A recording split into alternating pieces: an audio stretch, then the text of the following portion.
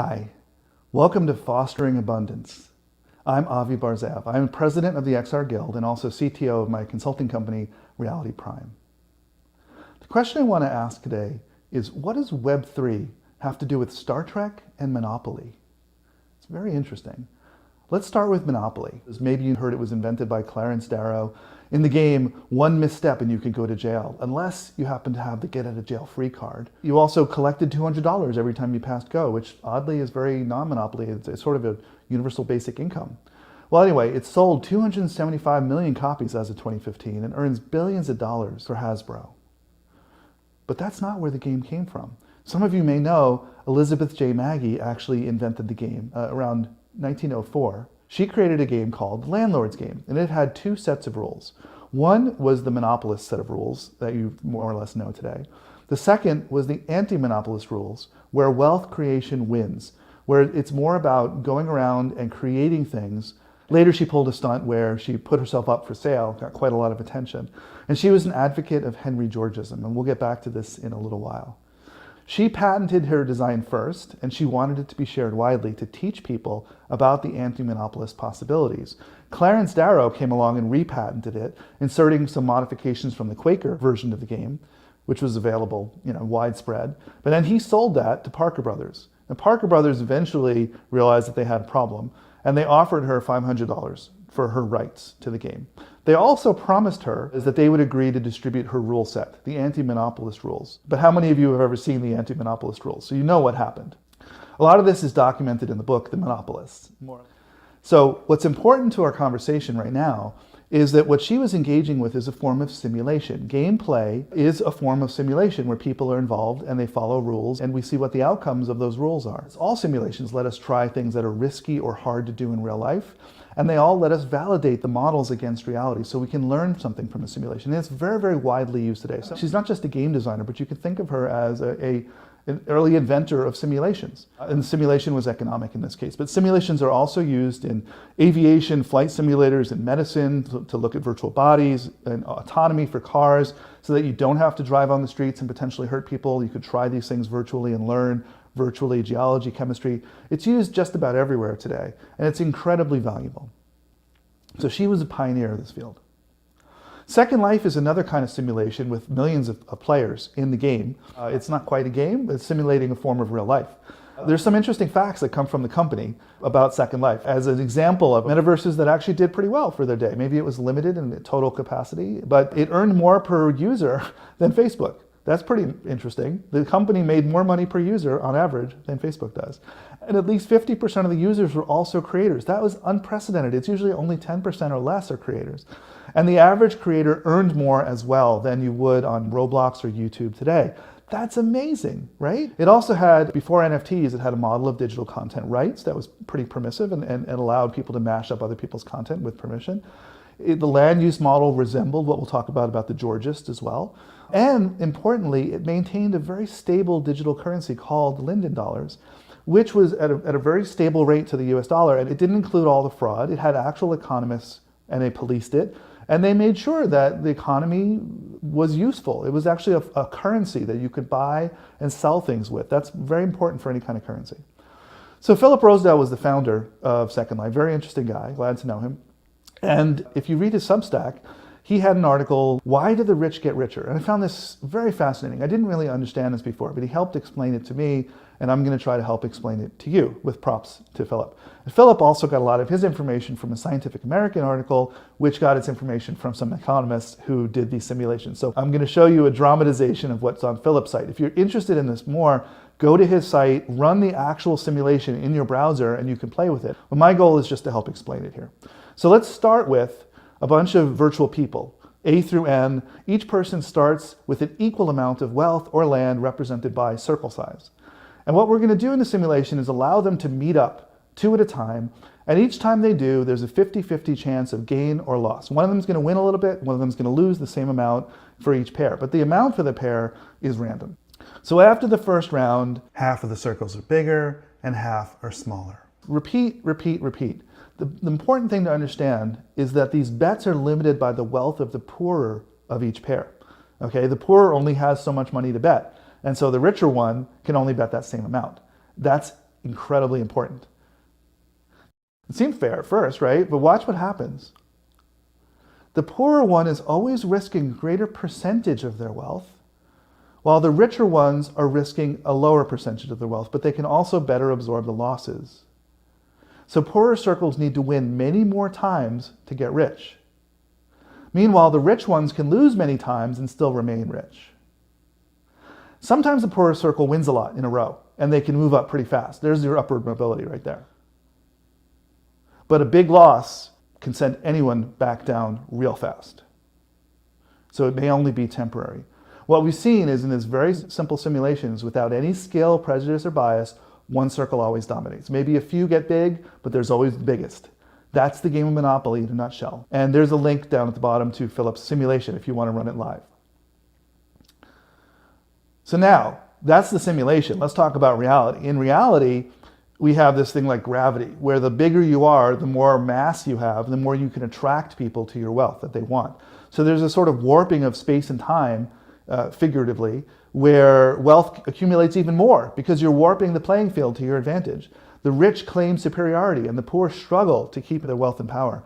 We add legalized discrimination, as we see in this and other countries, regressive taxes, prejudicial laws, codified exclusion, and it can get so bad that people's civil rights can be stripped and are, and people can be treated like property and are, and people can be enslaved and are. So that's what happens based on these rules. So Elizabeth J. Magie, remember, was born in 1866 to abolitionists right after the Civil War. Imagine the environment 11 months after the cessation of hostilities. She must have been conceived just months after the cessation of hostilities. She put herself up for sale as a stunt. So ownership is a big issue for her.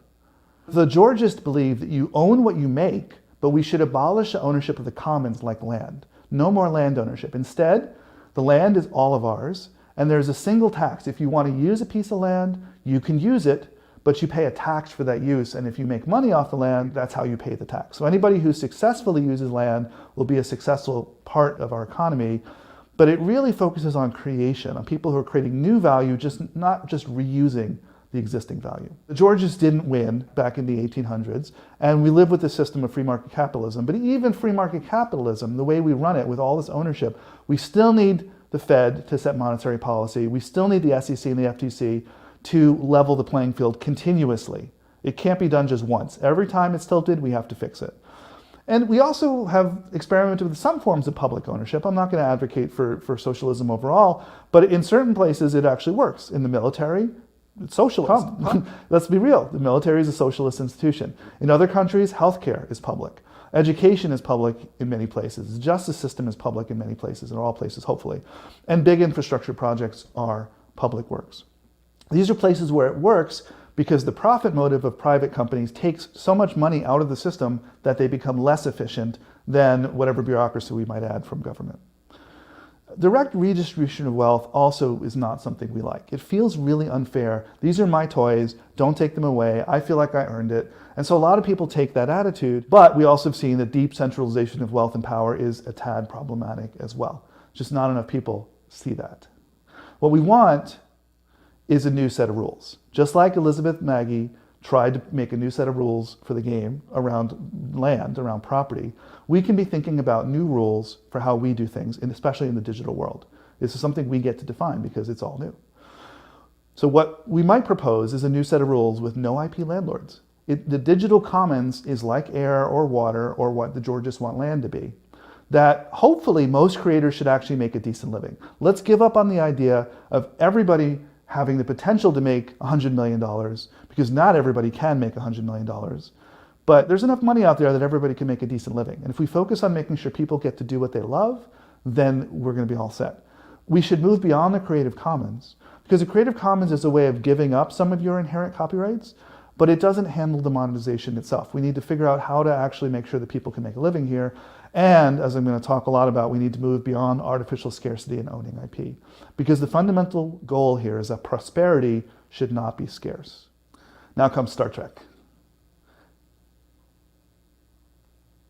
Okay, so Star Trek was a protopian vision of the future in which we're post-scarcity and post-money, at least for the Federation. You work on your life's passions. Sentient AI is bad. We don't like it. All the replicators make food, clothing, tools, whatever we need, we can fashion for free in a replicator. But what about the beings living outside the Federation? That question was addressed very much in the spin-off Deep Space Nine. And in that series, we started learning we needed a new kind of money, the writers did, because if you could just replicate cash or any other kind of money, then everybody in the Federation would be ridiculously wealthy outside the Federation. That's not a good thing. So they invented this idea of latinum, gold pressed latinum, which takes as much energy to create as it's worth. So now this has become their stablecoin in a sense. They have effectively invented Bitcoin to solve a plot hole. That's what happened. But they didn't make it deflationary. I think it's pretty important to figure that out. So this is a vision of the future. And even in that vision of the future, they needed something like Bitcoin in order to make the stories move ahead. But they could have thought a little harder about it, because the internet is very much like replicators in that it's a giant copy machine. It's completely free to copy. And it's as if we've invented replicators already digitally and then decided to make everything scarce and expensive again. Like, what's wrong with us? So let's talk about Web3. And I want to be careful here that there's many good things in Web3. There are many people who are dogmatic and think it's the future of everything. And there's many people who think it's all scam. I'm in the middle. I think there's good things and I think there's a lot of bad things. And we need to be really clear about which is which. Why are we excited first? Well, decentralization promises to disempower the giant corporations who have way too much power. We also, many of us feel the government has way too much power over us individually, shouldn't be regulating our bodies, etc. What about owning our stuff? There's a lot of people who feel like, you know, they want to earn stuff and buy stuff and be able to take it with them freely. The creator economy is something where we say anybody should be able to make and sell things without intermediaries. It should be easy. Artists, musicians, all creators should be able to monetize their work, and the value of their work is the value of their work. Whatever people think it's worth is going to be what it is. So that's a much better world than what we have. But we've made a few mistakes along the way. So blockchain is not all bad, but it's made a big mistake. It's built on this idea of scarcity by design. And anytime you have a limited supply in economics and an unlimited demand, you basically get gouging. And the gas fees on Ethereum is a perfect example of gouging. In a good economic system, when prices go up, it would encourage greater production of whatever limited resource you have. But in the case of Ethereum, all it does is encourage you to go to other blockchains. It does not actually create more capacity in the giant virtual computer that is Ethereum. So it's a form of gouging. Let's just be real about this. Artificial scarcity is inherently deflationary, another economic term. If inflation is bad, deflation is also bad. Deflationary means that it's not a good currency. People want to hold it, they don't want to spend it because it's more of an asset. It's going to be worth more if you hold it versus spend it. That plus the idea that there's no inherent value, and a lot of people will come in and say, well, you know, fiat currency has no inherent value too. True, but it's used so much that it effectively has an inherent value. It's used constantly, and at this point, no digital currency is used very much like currency, and so it's inherently unstable. There's nothing holding it up. And if it's a currency, that means it needs to circulate. It needs to not be deflationary. It needs to be stable. And most of the stable coins that we've seen so far have had major problems. We're not there yet. Linden dollars are still the best example of a stable coin because it was regulated like the Fed. It was actively managed to stay very stable with the dollar. So there are good things about blockchain as well. Public distributed ledgers are great for public records where no one entity should control the records, but be really careful about putting anything private. Even if you encrypt it, all encryption today will be cracked within a few years, guaranteed. Imagine what happens with spam when everybody can see the record of what you've bought, where it goes. Every concert or piece of art or anything you bought is now available to people to spam you with more similar things that may not be as good. I don't want that world. I hope you don't want that world. So don't put your stuff out there in public unless you want it to be public. There's a way of dealing with this. It's called distributed identity. It preserves privacy. It's part of Web3. So we need a way for people to have persistent identities that prevent third-party data collection and tracking and exploitation. So look into verifiable credentials and distributed IDs. They don't require blockchains, and it's a way of answering a question like, is a person old enough to see this, or is someone authorized to see this without giving away your data? Keep your data safe. Okay. Let's talk about virtual property for a second. I don't give financial advice, but if you ask me, this is one of the stupidest things to put your money into. What you're basically doing is staking an empty place and waiting for it to become valuable. It's not, because you don't know what the future traffic is going to be. The only reason it will be valuable is if there's lots of traffic in the future. But land, moreover, should be more like a commons, like air and water and space, especially in the digital realm where it's unlimited. And the Georgists had a pretty good take on this. So let's apply the Second Life and Georgist idea of land, saying we can rent it, we can use it, but let's not own it. Really what matters is value creation. Are we creating value? If we are, it takes literal acts of creation, not squatting. So I believe fully that professional creators should make a living. And we're talking about the hot topic of NFTs. A lot of people love them, many people hate them at this point. But I'm going to talk about it for just a second because of the fact that NFTs are locking us into this artificial scarcity model, which causes inflated hype, fear, or in some cases joy of missing out, bubbles. Bubbles go all the way back to tulips in the 1600s. There have been many bubbles. Beanie Babies was a bubble.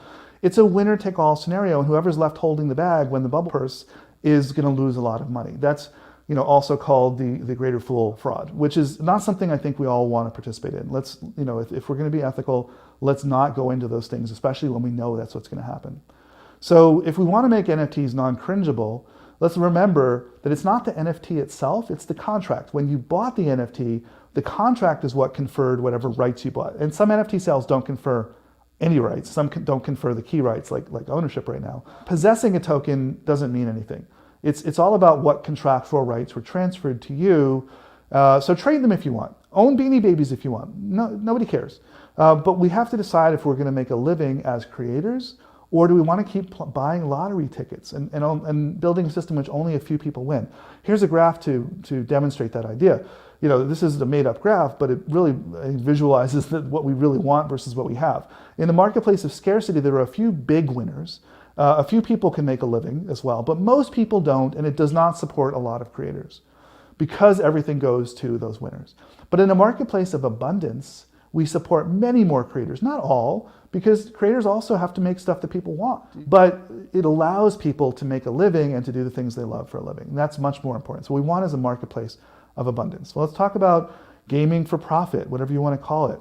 Well, one of the problems here is that mining for virtual gold, it doesn't create new value. It was already created. The gold is there. It's abundant. It's just being held back. It's not new. You didn't really do anything to create that value. The company is just bribing you to play their game. And for many companies, the amount they give out is only a small fraction of what they take in. They can never give out more than they take in. That's business, right? They're not going to go out of business for your sake. And it really depends on the business model. Even if you think it's free money, like in an ad-driven model, oh, it's free. The money comes from the advertisers. No, you're paying for that. You're paying for that in the products that you buy that are marked up 15 to 30% to pay for the advertising, to pay the companies who have the ad tech model, and giving you back a little bit of your own money. That's just doesn't add up. What we should focus on is helping to create and properly value new ideas. A lot of us are here for the decentralization. That's all good. The internet was built to be decentralized.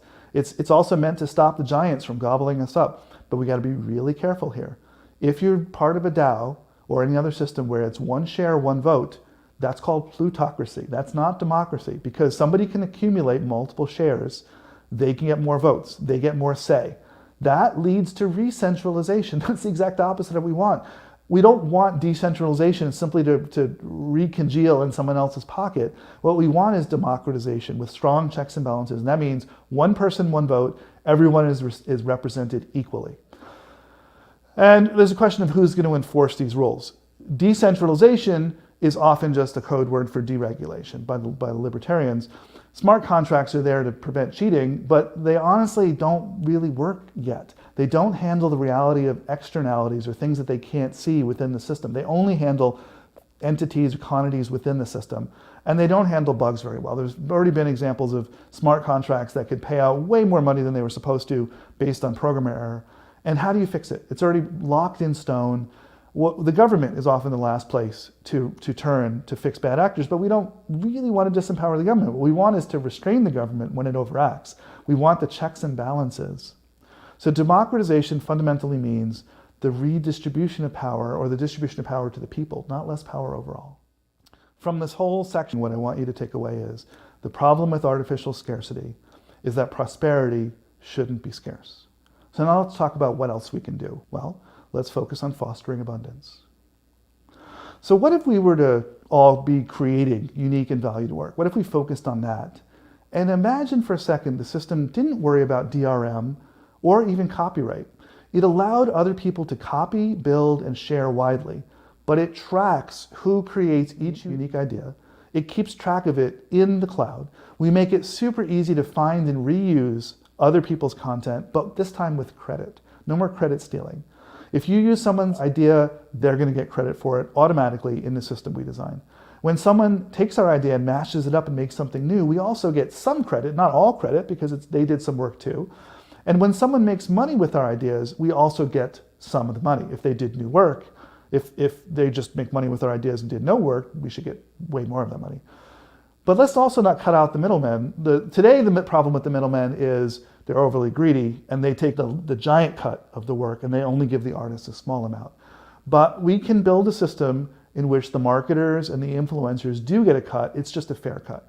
Okay? They do add value. They make sure that the right people find the work. Not everybody should have to be a marketer, but we should value that properly and not let the gatekeepers control everything. So here's the idea. So we start with 3 creators who all influenced each other. One person had an idea, another person had a similar idea and built on it. There's 3 ideas out there. Someone else comes along, or 3 new people come along, and they mash up these ideas in 3 different ways. They're all interesting, but none of them is really taking off. So a smart person comes along, sees all these things and says, I have an idea. Let me take a little bit of each one of those things and make something that's an amalgam of all those things. That person has added some value to this by creating something relatively new, not completely new. So now they take it and they put it out in a store. And there's a couple of people who show up, they like it. It's doing pretty well. But it could do even better. So they decide to put it out there for free to let even more people see it. And now there's money flowing and there's credit flowing. And some of the theory here is that the more people that see it, the more the people that are going to be willing to pay something for it later. So the store is not the end place. The internet, the metaverse, is the end place that everybody gets to see it. And we're going to figure out now how to take that money and how to take that credit and proportionately flow it back to the people who deserve it fairly for their contributions. So each of those people in the chain, the idea person, the store, the influencer, marketer, the mashers, the original creators, they all deserve a piece of that pie. It has to add up to 100%, but we can do it fairly. And everybody can make something as long as there's new money flowing into the system. So what does this require? Well, it requires tracking the ideas and creations in the wild. That's hard, but we have some positive examples already. GitHub tracks all the changes a group of people make to code across many authors and branches. So it's already pretty good at figuring out who did what. It just doesn't know how to value it yet. NVIDIA Omniverse also does a similar thing for 3D content. And their goal right now is real-time collaboration. So they're sharing pieces of models. Whatever you change gets reflected out to everybody else who's working on the same thing. And that's a pretty good start to being able to value the changes in digital 3D content. So now what we need to do is figure out how to fairly value the individual contributions. It's hard, but we know it has to add up to 100%. We have that constraint. And we know the decision making has to be transparent. People should see how and why they got 2% of something. But the reason they got 2% should be totally explainable, automated, and people should be able to appeal that process. And over the long term, they're going to get more this time, less this time. It has to be accepted as a fairly accurate reflection. We have to address the culture of ownership. It's not so much about ownership, but about rights, about who's allowed to do what and what they're allowed to do with it. And there's still going to be cases where people don't want their content mashed up. People may not want their brand messed up in a way that is going to devalue the brand. And they have a right to say that. That's okay. But we have to figure out how to properly measure added value, figure out how to flow these payments efficiently and the credit efficiently, and most importantly, don't blow it up like a bubble. We have to grow it slowly so that creators can make a living and nobody gets these $29 billion payouts in the news, which cause tremendous hype like another gold rush. So is this hard? Is it harder than designing a new decentralized digital currency? I don't think so. I think it's hard, but is it harder than replacing a fiat currency in a major country? Is it harder than physically scanning the irises of 8 billion people? I think if you put it in context, it's not the hardest problem people have proposed solving with Web3. So we have to decide now, which set of rules do we really want to win? We have the monopolist rules, and we have the rules that are going to benefit the greatest number of people, right? We go back to this idea that prosperity shouldn't be scarce. I think you know what my answer is. Thank you for listening to my talk on fostering abundance.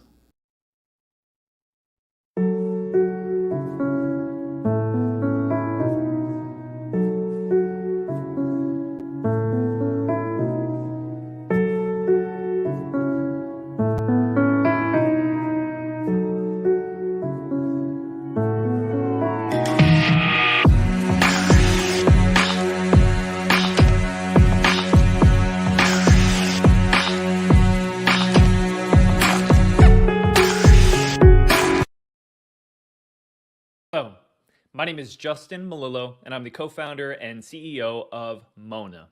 Mona is the premier 3D world-building platform and Web3 social network for the metaverse. Our mission is to empower billions of people to create, collect, and share immersive experiences on the blockchain. I'm here to talk to you about empowering creators with the open metaverse. At Mona, we're dedicated to building the tooling and infrastructure for creators to be able to build incredible, interactive, and dynamic immersive experiences that can be accessed all through the web browser. With Mona, land sales are a thing of the past.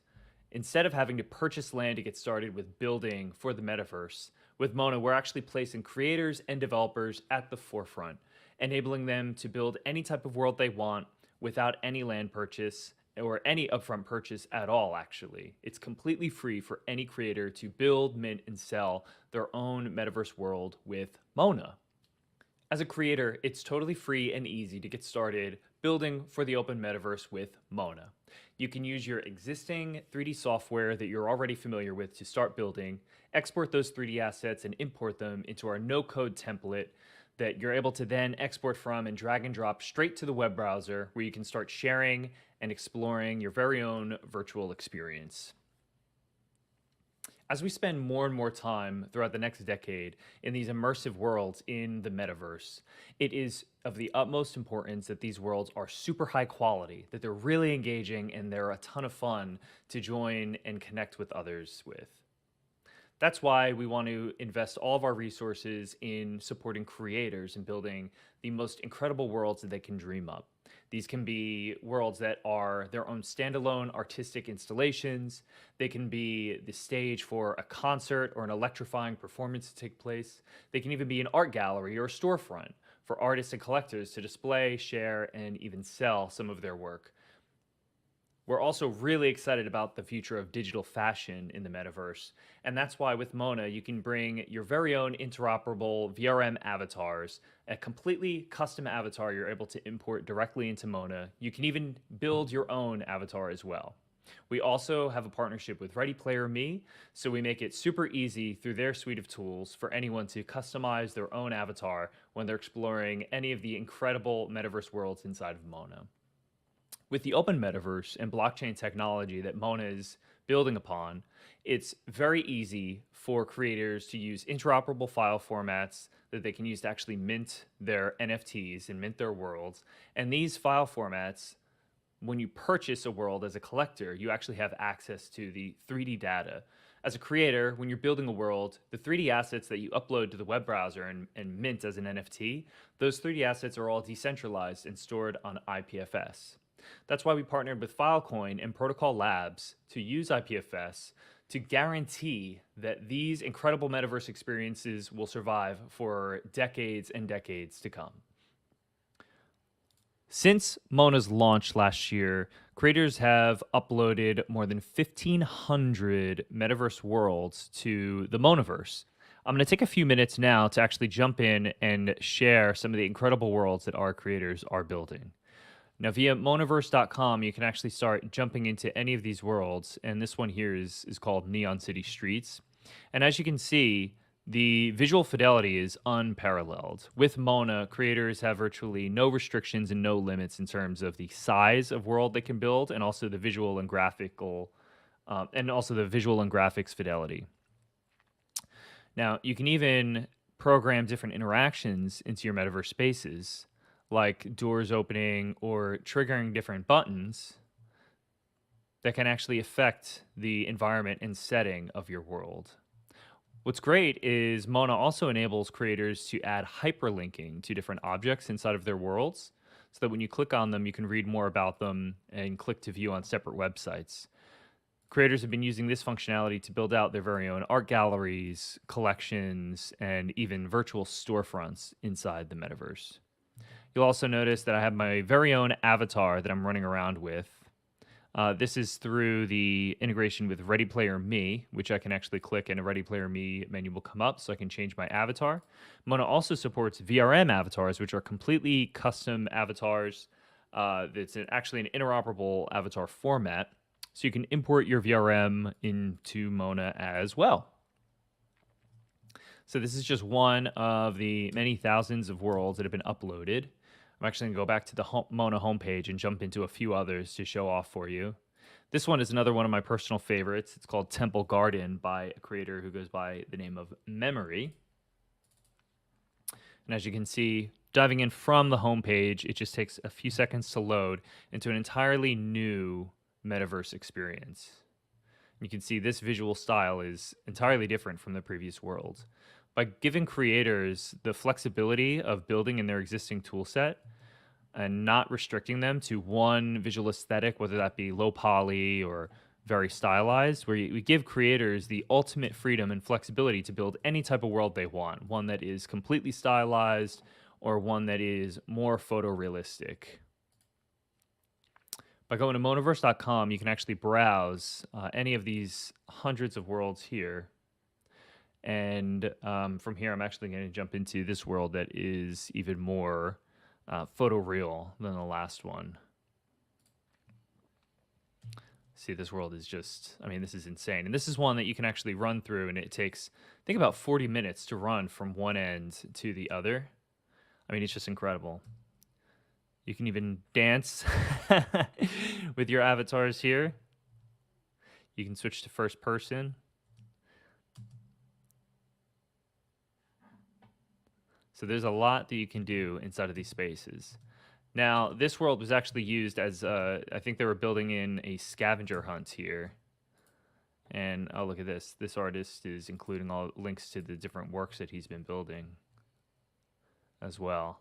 So we see a lot of people who are building worlds that aren't just meant as galleries or just places to gather for communities, but they're actually the basis for different types of games and scavenger hunts. With Mona, we're adding more and more interactive tooling as well that will enable creators to build more interactive game experiences, and we'll be able to get completely custom with the types of worlds and types of interactions that they can build.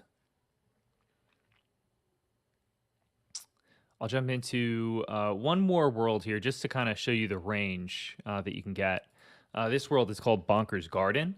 And this space is entirely different from the last spaces that I've been showing. So this one is a fully stylized world that is made of basically these really incredibly drawn 2D assets. I'm falling through a portal here. Whoa, crazy. And then I walk through this door, and now I'm transported to this other realm, this really incredible environment that is just fully drawn in 2D and layered in 3D space. It's really, really an incredible experience. And I encourage anyone watching here to visit our website, dive into any of these worlds with your headphones on or with your audio on, because the spatialized audio that you can actually use when you're building these worlds, it really helps to take the experience to a whole nother level in terms of immersion and sound quality. It really helps to create a more immersive experience as a user. It is free and easy for anyone to get started with building their very own custom metaverse space with Mona. All you have to do is head to the Monaverse website. If you click on Build a Space, it'll actually take you to our documentation pages where we have all of the info you need to get started. Once you're ready to actually build and upload your space, you just log in with your MetaMask or Wallet Connect account, and this will actually bring you to your Spaces page. You can click Create a New Space, and you can actually fill out info here and start uploading all of your assets to the web browser. So I'm going to just do a blank space here, test space, test description, test summary. I can select a couple of themes for my space. Click continue, and here I can actually start uploading my exported files from my Mona template, and once it's all ready to go, I'll actually be able to go and preview my space inside of Monaverse. So it's super, super easy to get started. Definitely head over to the Monaverse marketplace and check out any of these spaces that are listed here, or make an offer on any of the spaces available. With Mona, creators earn perpetual royalties for all of the sales. So that's something that's really important to us as well, is that creators are able to tap into new income streams by building incredible, immersive metaverse spaces. Thanks so much for tuning in to watch this presentation on the ways that Mona is helping the creator economy and helping creators to build for the open metaverse by leveraging blockchain technologies. If you'd like to find out more, or if you'd like to join the community, we would love for you to get involved with Mona.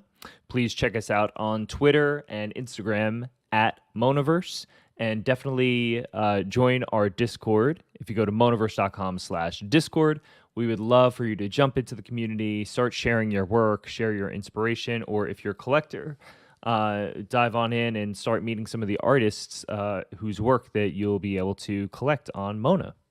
So thanks so much, and I would love to answer any questions that anyone might have regarding metaverse world building or blockchain and metaverse technology.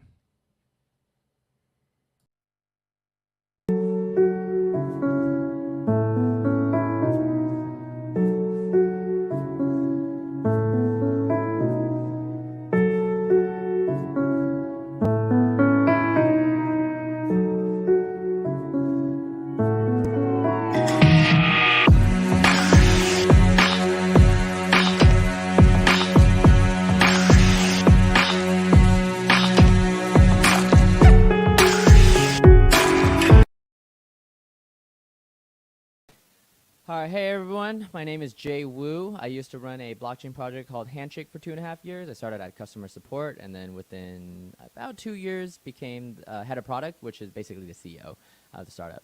And then some drama shit happened, so then I left that. But yeah, that's kind of my involvement in the blockchain space, the metaverse space, if you will. I invest in AI, robotics. I am literally on the cutting edge of technology at all times. VR is probably my favorite passion. So I think makes sense for me to speak on the topic of the metaverse Web3 stuff, right? And let me play some just chill background music while I'm just kind of chit-chatting. By the way, apologies for my very disheveled appearance. I just got off the plane about an hour and a half ago, unpacked, and then just got right into this. So, crazy week. Cool. So I'm just gonna go through kind of the bullet points about this GatherVerse, and then just kind of share my thoughts. If you look at my Twitter or Instagram, you'll see, and I'm at Lord J Wu. If you look at my Twitter or Instagram, you'll see that it lists that I'm a comedian. So just expect this. This is an informative but also a comedic talk, or hopefully it's comedic, right? Humanity first. So the first bullet point for GatherVerse is humanity first. For me, that means empathy, right? And the definition of empathy, empathy, all that means is you care about others. You think of others. You are thoughtful about others, right? So an example of someone who is empathetic is with gifting. If I'm giving out gifts and I'm empathetic, then I'm thinking about all the times where I noticed you were excited, or all the topics that you express excitement in, or you're thinking about your hobbies or activities, and so I get you a gift that's according to that, right? I'm being empathetic, I'm being thoughtful. If I'm not empathetic, then I just get you a gift that I think I like, that I like, right? And I don't even care about whether I think you like it or not, because I know I like this gift, so I'm just going to give it to you, right? That's someone who is not empathetic. And so, especially with the direction technology is going, taking over the world and all that stuff, empathy, this trait of being empathetic is going to be more and more and more important. And I mean, if you listen to world leaders and shit, like even Elon Musk, like they constantly stress the importance of empathy, because the most important thing in this life is just people. It's that simple. There is nothing more important in life than people. And I don't like the direction the world's going, because I mean, you see so often people use contracts as a way to like weasel out of things, or as a way to like fuck people over, and it's super messed up. Because you're valuing this contract over, a person. You're saying, forget your feelings. Like this is what the contract says, right? Yeah, I mean, and I have a problem with this. I don't do contracts, by the way. I'll plug myself. I'll do a quick shout out for my own services at the end. But we don't do contracts. We just trust each other. We have faith in each other. For my company, that's within our employees and our clients, everything. There are no contracts at all, because really what a contract means is just, I don't trust you. That's what a contract means. And yeah, I'll just leave it at that. Accessibility is the next bullet point. Man, if blockchain, if metaverse, if Web3, if literally anything ever wants to have a chance of being actually adopted, it needs to be more accessible. What that means is UX, user experience. How Back to empathy. How does a user feel when they're using your product or service, right? Is it easy to use? That's called being accessible. Is it really hard to use? Then that's not accessible. That's shitty user experience. It's terrible. That's bad UX, right? And especially in the crypto world, the Web3 world, man, the user experience is terrible. It is so bad. There's so much room for improvement. I mean, what's the best user experience? Probably Coinbase. And in the real world, Coinbase is like B tier. It's like above average, right? And tier list, if you do Super Smash Brothers or something, S tier at the top, superb, supreme, superior, and then you have A, B, C, D, F, like the letter grades, right? Coinbase is at B tier. Coinbase user experience is not good at all. I mean, it's terrible in the real world, right? Everything's relative. Within the crypto world, Coinbase is great, but in the real world, no bueno, for real. Let's see, community development. Hey, fun fact, I was a community manager for Handshake. That's actually how I started. It's basically a glorified customer support though, right? Except with the word community management, it gives you a little bit more room for growth than customer support. Customer support really boxes you in. Community management is still customer support, but you also have the leeway to kind of just do anything you want because it's super ambiguous. But one thing about community is, I think the word community has become so overused and so perverted and just so abstracted that people don't even know what it means anymore, right? What does it mean to have a strong community? What is a community? Right? You see so many NFT scams. They're like, oh, our community is the best, whatever. Y'all don't even know what a community is. Here's what a community is, okay? Friends. It's a circle of friends. That's your community. It's your community. It's like people are too scared to express their true feelings. Like, oh, you're my friend, so they call it a community instead. What the heck, right? A strong community is where the people with, a project with a strong community is where the members of that project are actually friends with each other. They actually like each other, shoot the shit with each other, play games, talk to each other, talk about things that are not the project, right? That's how you know you have a strong community. If your community members, all they're talking about all day is when Moon, when's this project gonna release? Oh, we don't like this bug, this feed, just specifically everything is about that project. It's not a real community. They're just there for the short term. The moment they can get their bag, they're running, right? It's not a real community because there's no real human interactions between that. Cool. Wellness. Okay, so wellness. Oh man. So when I was working for the Handshake stuff, I remember within about 6 months of me starting, I got super burnt out and it was so burnt out that I was recommended to go to a 1 week long meditation retreat. That's how bad it was. And what my takeaway was, oh, by the way, I'm gonna shit on crypto and blockchain like a lot. So I mean, I don't know, be offended. I don't really care. But maybe you'll learn something as well.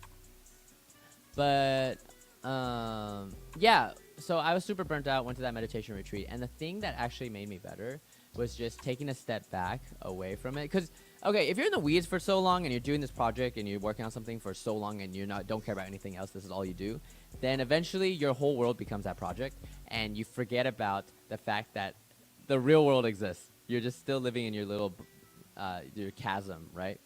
Or your little, your bubble.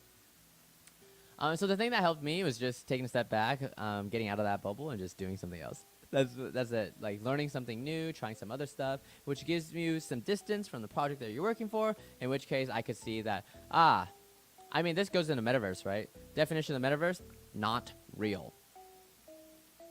Because the thing that I was working on wasn't real. It didn't have direct impact in the world, right? Like all this digital stuff, none of it is really real. Even if the internet went down, even if the entire internet system went down, the domain name system, the backbone of the internet, even if the entire system went down, we would be okay. Like we would be fine because the real world stuff is still there, right? Food, water, shelter, heat, electricity.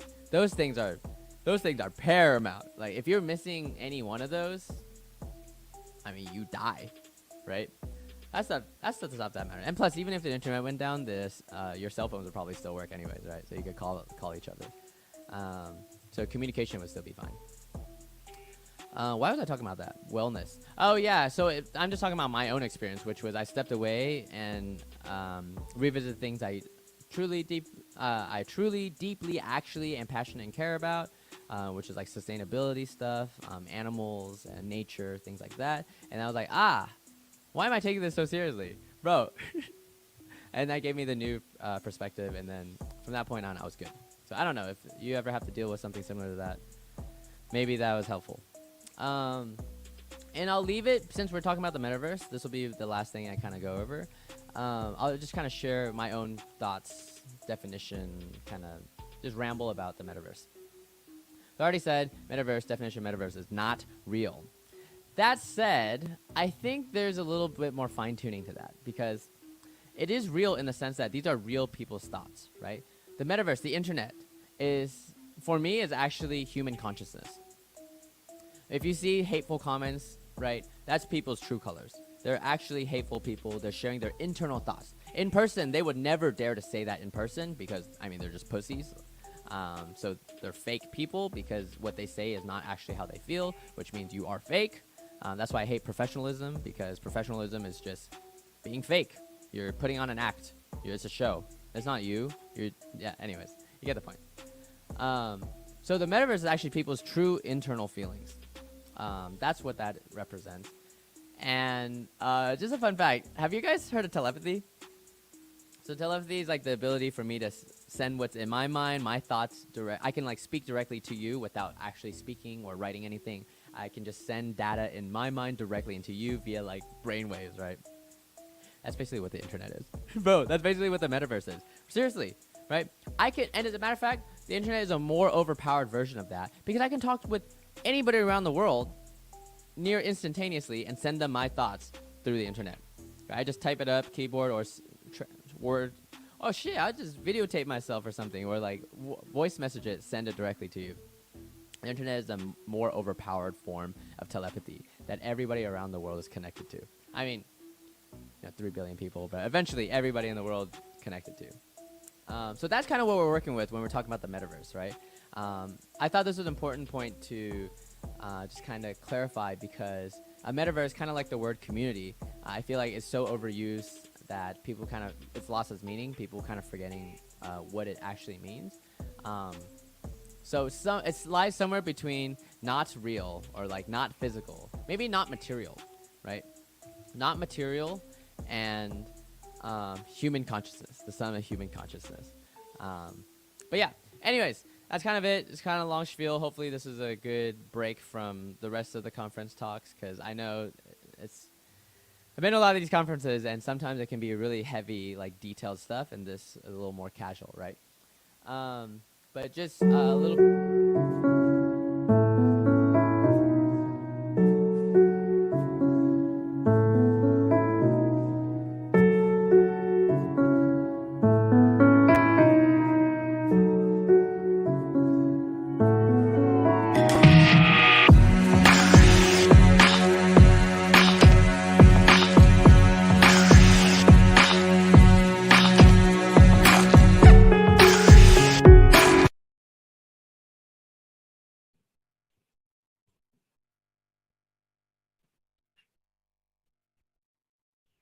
Hello everyone, my name is Pooja. I'm from India.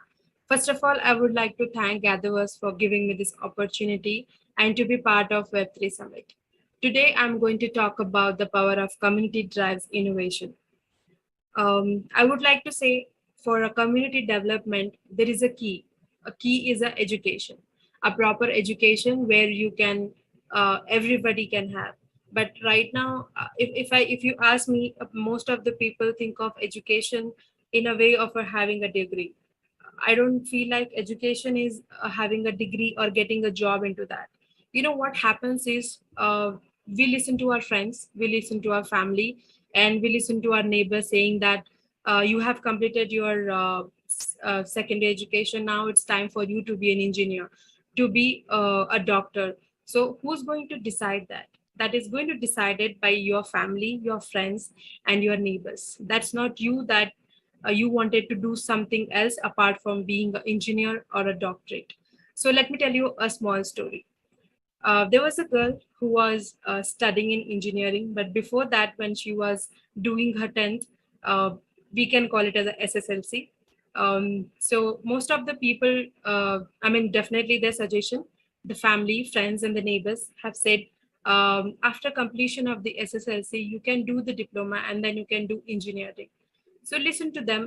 Definitely, she was not aware what kind of skill she have. She listened to everybody. She listened to her family.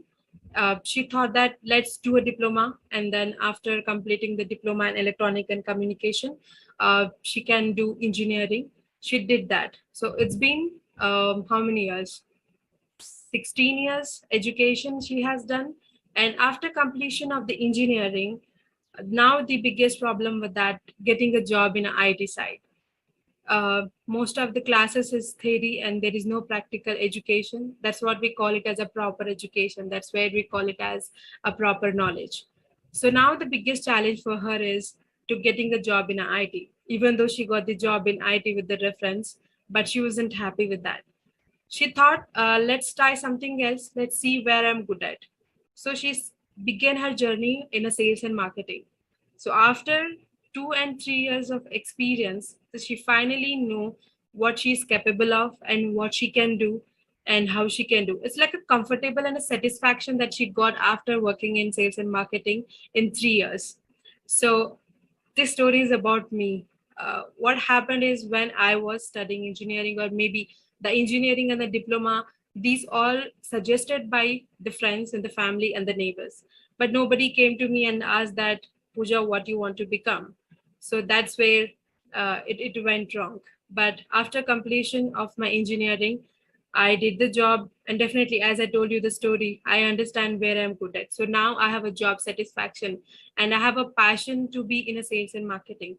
That's where the skills comes. That's where a proper education comes. That's where a proper knowledge will come. If we listen to everyone, definitely we cannot do anything and we can't be happy. We can only make them happy. But if we are happy, we can also make them happy, right? So after I whatever I have done in my life, seeing me, the way I have grown and the way I'm going on, there are many of my friends in the family, or you can say relatives, now they are able to, they made me as a role model, and now they are going in that way. So that's how you can change your community. It means you have to change yourself. When you change yourself, then definitely you can change the community. um, and one more way I can say, we can help as many as people.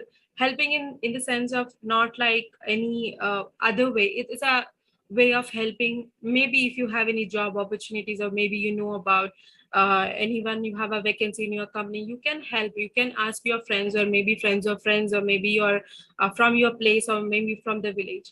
You know what's happening in the place where I live. Definitely there are the biggest cities are there, where most of the job opportunities are there, right? So there are many of the people who will do their education in a village. They come to the biggest city to do the job, and nobody is helping them.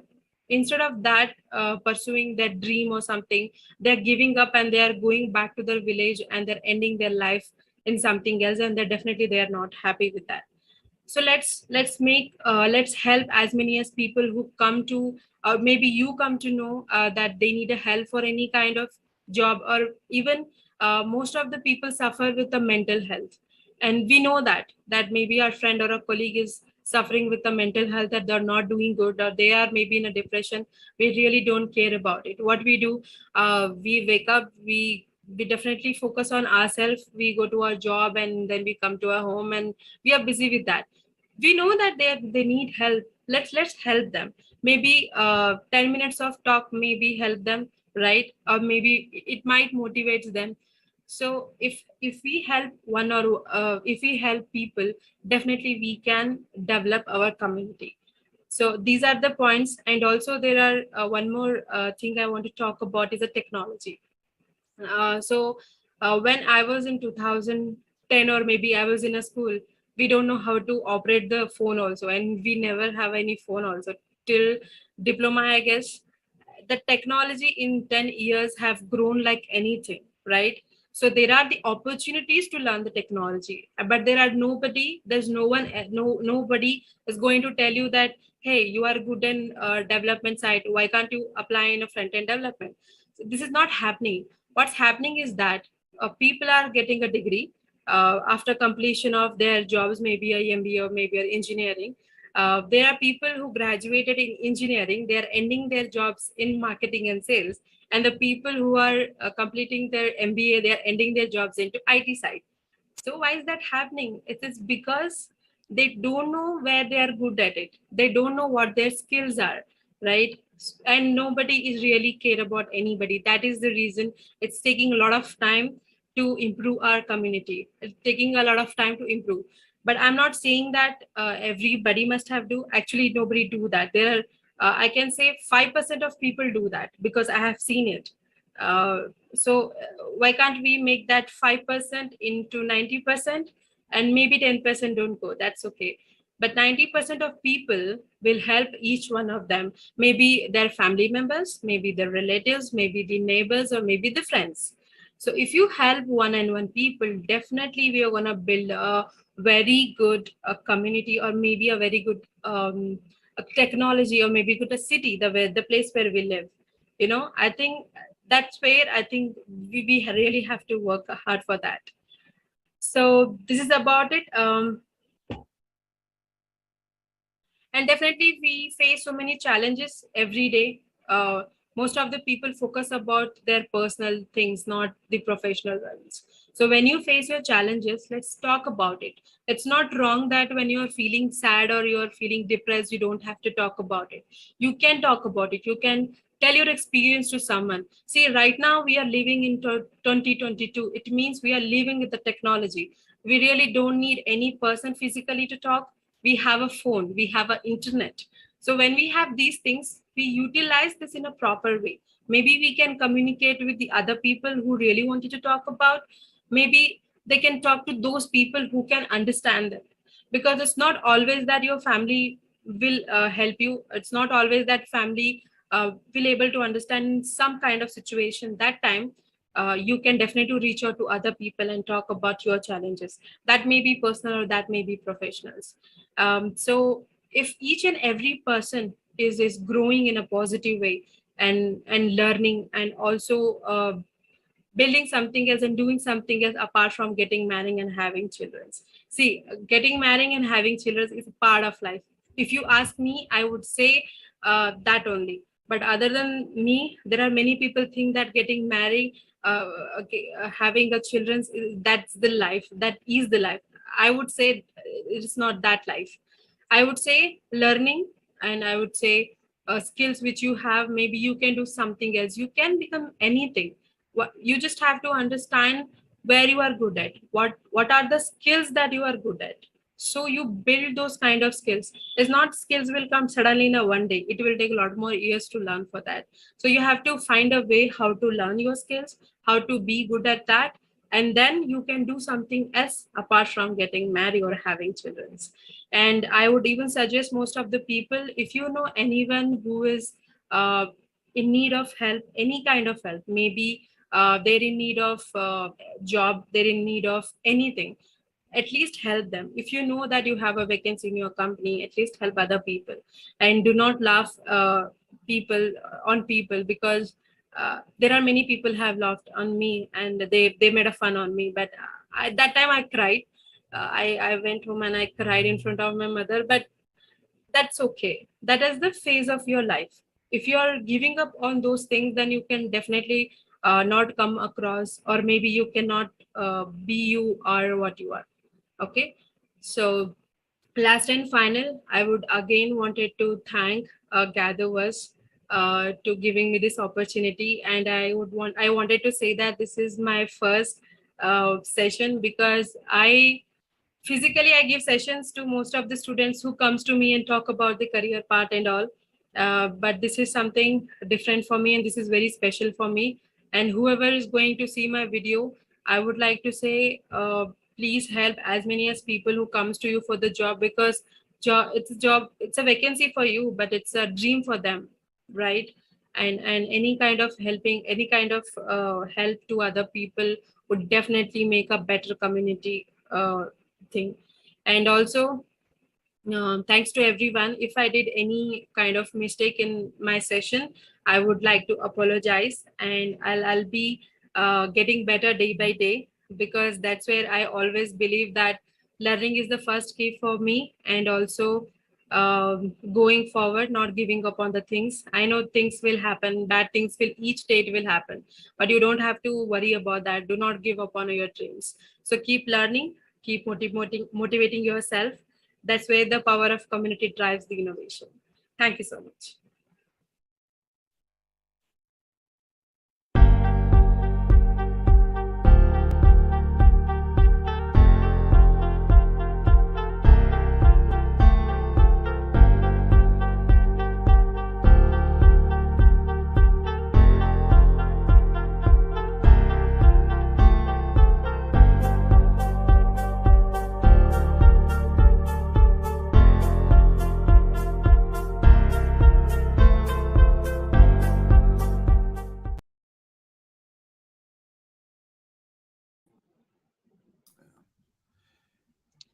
Greetings, everyone.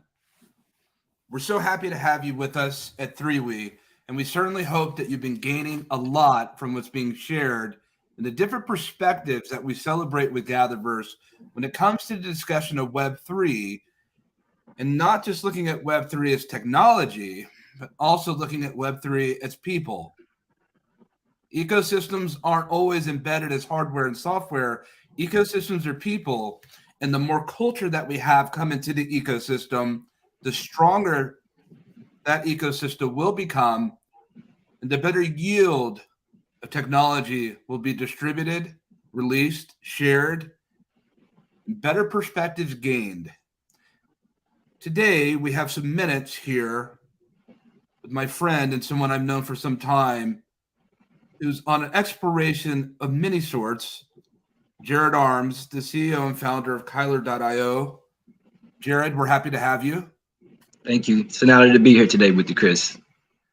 Absolutely. And the pleasure certainly is ours as we go and embark upon the different explorations of art and community, NFTs, Web3, and a lot of advocacy work that you're doing. And I want to start with that because there's a lot that you're working on. There's a lot that you're doing, especially that's so humanity-centered.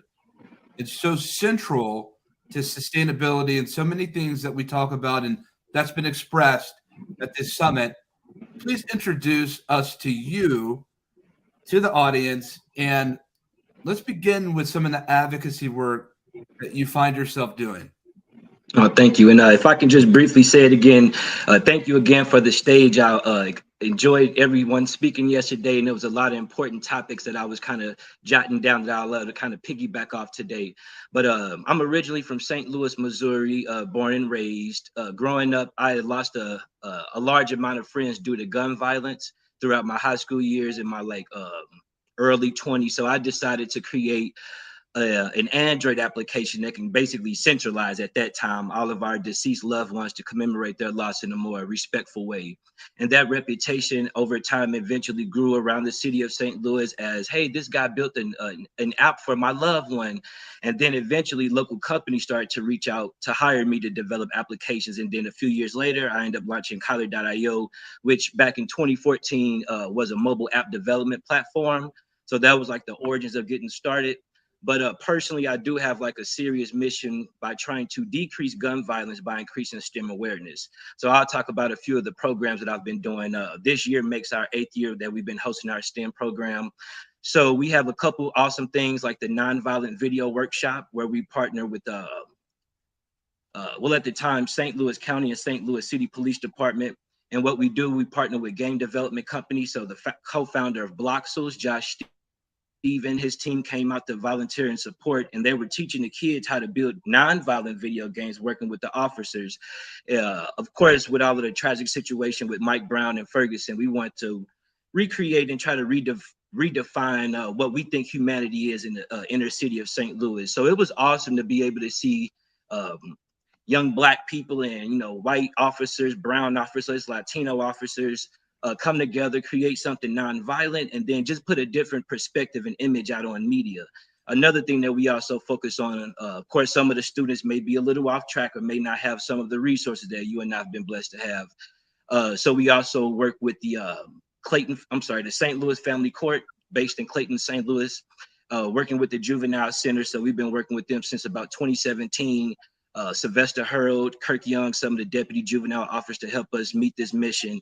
And with that, actually, when you and I spoke at the BitCon 2018, when I returned to St. Louis, I was showing them photos and bragging on Nipsey Hussle. And a lot of those young boys, ages 12 to 15, was like, man, if I knew about cryptocurrency, I would have never touched cocaine or crack or something like that, which I never were blessed to say to have a great mom to help me out, but just never had to experience things like that at such a young age. So for me, being able to work with the students as not locked up, teaching them nonviolent things, and then also working with some of these at-risk students is what they call them, but I look at them like high potential students. So those are some of the things that we do to try to make sure we decrease gun violence overall. Aside from that, the tech skills, some of these young women that I've been connected with, far as the young girls and boys, but the girls was like the first ones to reach out. And some of them were trying to speak mildly on her, but basically just was kind of going through sexual abuse through different, like the mom's boyfriend running away from home, having to steal food, and then that eventually got them locked up. So that made me, start doing fundraising to try to pass out like prepaid gift cards on Christmas, Thanksgiving. Of course, every day is important, but trying to really make those holidays mean something. So that's like an extension of what we do. And one last thing, because you know how I get to talking and stuff. July 14, 2011, that's when we launched our first Android development class, partnered with Connections to Success in Grace Hill on the north side of the city of St. Louis, between like the words Crip and Blood war zone during that time. So that was pretty good to go down in that environment and basically just be a positive person. The second thing that we done, we launched what is it called? Like a icebreaker session, but we really partnered with licensed clinical social workers. And we've been doing that concurrent since 2014. So we do have a collar.io for trauma program where we do have people who focus on healing more than billing, and serious issues such as custody evaluation, social isolation, bullying, suicide prevention, and a list of a lot of things. We focus on that intensely weekly. We actually have partners working right now as I'm doing this part. So I can go on and down the rabbit hole about it, but I think those are some of like the top 3 things that I've been focusing on for the last 8 years. And we've been having a huge positive impact. Unfortunately, I've trained like thousands of students in St. Louis, but I lost one student, one of the students, a part of my first class, actually. He was murdered December 2020. And then one of my other students, who was a part of the nonviolent workshop thing with the officers, unfortunately planned with a firearm and murdered his cousin. But this young guy is still a young teen, super intelligent person. So it's like some of those, sometimes things may happen around gun violence, but it may not necessarily be I guess beef in the streets or something like that. So partnering with like law enforcement to teach these young students about gun safety and the parents as well. It's like a full circle with it. But yeah, that's been a lot of good work and stuff. And now we just trying to expand, replicate our program and teach and reach other students around the world.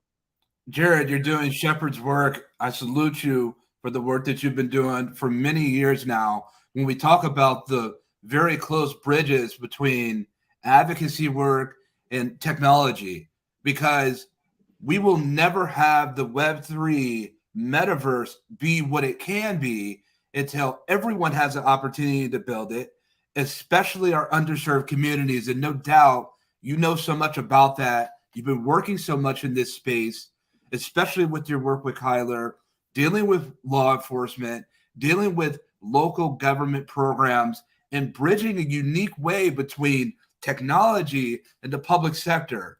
You're one of the very few people that I know that's been such an advocate of this work, and you've gone through your own personal struggles that most people wouldn't believe, frankly, that we don't have to delve into. But it's so heartfelt. It's sitting here chopping wood with you and really planting seeds, because mentorship is so critical towards Web3 and sustainability. If we don't have this, if we don't bring our students, look, the technology has become so advanced. What happens when the technology becomes more advanced than the technologist? And if the technology is becoming too advanced for the technologist, who's teaching our children, no matter where they come from? No matter where they come from, transmetropolitan, who's teaching our children? and who is giving them the better guidance on the direction for better steps forward when it comes to technical development, adoption, traction, gain, what's healthy, what isn't healthy, and setting safe barriers is so essential. Jared, I have to ask, we think about heinous situations such as human trafficking. We think about a lot of things that are happening when it comes to murder and suicide prevention programs. What, from your lens, when we look at the power of Web3 and the capability of Web3 and social advocacy work, how does that marry up from your lens and your perspective? Great question, Chris. Great question.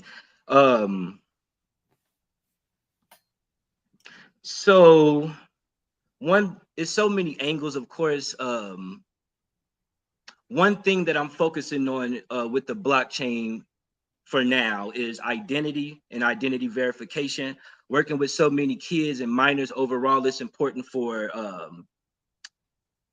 people, for anyone, but especially for adults to identify who they are. Sometimes I've had classes where I may have like a class hosted on Eventbrite. Parents sign up, drop their kids out to the college, and sometimes these students, 8 years old, regardless of the age, it doesn't matter if they're 17 or not, they're still children in my eyes.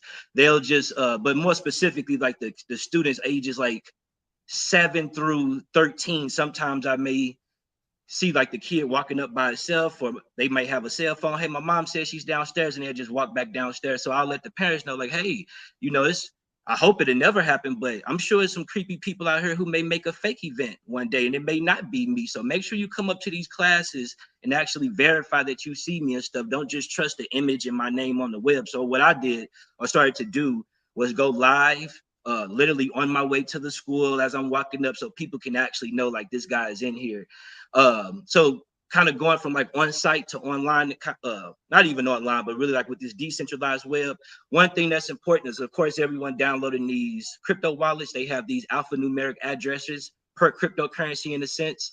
So if we're receiving a payment, if somebody's trying to donate to our organization for gift cards or for a class or anything, we'll never tell someone just to send the money to 0x123456. It's usually payments at Collar.io for PayPal or $Collar.io for Cash App. So it's always been some sense of like identifying or IP, trademark, copyright protection. Of course, with this distributed / decentralized network that's on the rise, it's going to be harder to censor some of this content. So the big thing that I want a lot of people to understand is like, okay, for companies and brands, get your blockchain domain like Sandy was talking about yesterday. Make sure not only do you have a human readable domain, but you verify this human readable domain by connecting your centralized technologies to it. So it's not really one or the other. But the next step is about, because I'm like when let me say this. So I had did a keynote at a Latin Mexican Creators Day in Atlanta in 2019. And this was the first speech where I spoke with like Homeland Security, FEMA, and things like that. And a lot of those parents wanted to know the solutions that we had related to like trauma, or what we could do to help out with like the trafficking problem. So at that time, we just had the trauma program, but not necessarily diving into like the human trafficking space, but respectfully just learning more about it. I was like, okay, so it's so that's one part of it, is just like the going back to slavery and stuff. Like that's a whole huge thing, but it's like the problem that I think that I've identified, that I think I can at least put out there, or at least try to help out with, is that it's one thing to have it's one thing to have an anonymous address, but then let's just say if a criminal is doing something wrong, the FBI can still use tracking analysis. They don't know who this person is. They can still send a dose subpoena, get the IP address from MetaMask, OpenSea, and things like that. The other part is like, okay, for criminals, it's like, well, I have this anonymous address. I can probably trick these minors and things like that, advertising as some type of cartoon brand or some Rice Krispie treat or something like that. So to be able to use like a browser such as Tor and things like that, that can help you not just have anonymous identity, but kind of anonymize your IP address to a degree. That's like the next phase with that browser, 64% of the sites within that browser are child pornography related. That browser was created by a military. So it's a few things that I'm looking at within that. The last part is someone getting like a I think like a Google Pixel 2.4 through a version 3 with those Google unlocked phones. You can de-Google the operating system, and by some criminals, I guess, not installing the software, which like the software talk to the IMEI chips and all that stuff like that. They can bypass that by removing the OS system and replacing it with Graphene OS, which make a lot of those geolocation and IME protocols disabled by default. And they can still kind of add different libraries and different programs and things like that. So I've been looking at it from like the basement to the glass ceiling. And it's really hard because the FBI just sent 2 subpoenas to Signal 2016, 2018. And they requested like at least 12 different categories of information, from surveys to accounts to anything. And the only thing that Signal claimed that they collected is the account creation date, the phone number. So it's one thing for a company like FBI to take down Welcome to Video. Welcome to Video it was removed by the FBI, but this guy in South Korea in 2018, it was the largest child pornography site ran in the world, hosted by Bitcoin. I had over 200,000 videos related to child pornography on this, and he just was released earlier this year. He only did it 1 year and 2 months.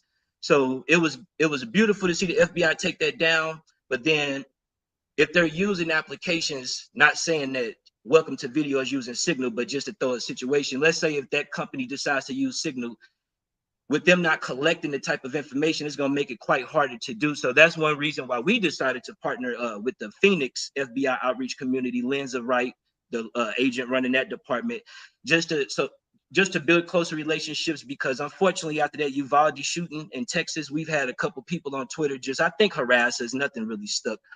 People threatening us and things like that. We'll be at your next classes, more so people who not connected with our race like that. So that's uncomfortable. And I had to let these type of people know, I want, even though we're online, if you can, make sure like when students leave our little Google Meet sessions that you can, don't stalk them in a sense like that, but just make sure people are protected. So that's one thing, just increasing the awareness about cybersecurity. But the thing for me is like, and I'm not pointing no fingers, but it's just like the things I know is going to come about in the future with the blockchain domains. And I'll specifically, because I have hundreds of unstoppable domains. I've invested quite significantly in that platform, so I love them to death. But just to educate people about this stuff, similar to an iceberg, we only see like the 10% is visible, the other 90% is below the water. Same thing with the World Wide Web. Google, Safari, Internet Explorer, they pretty much only index like the 10% of the websites, trying to keep it like a safe web. Tor, you can use that to access the other 90% of the bad stuff. With these blockchain domains and people being able to create a purchase a blockchain domain, create this decentralized, censorship-resistant website on something like IPFS.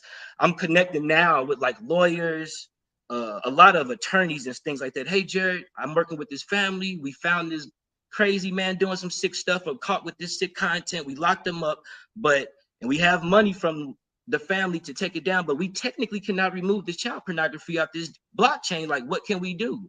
And unfortunately, right now, it's like, I don't know of anything unless you have his seed phrase and remove it, or at least move it from wallet A to B. So, of course, we can't control that like a firearm. We can use it to protect the students. Criminals can use firearms to hurt people. We can use a knife to put butter on toast. They can use it to hurt us.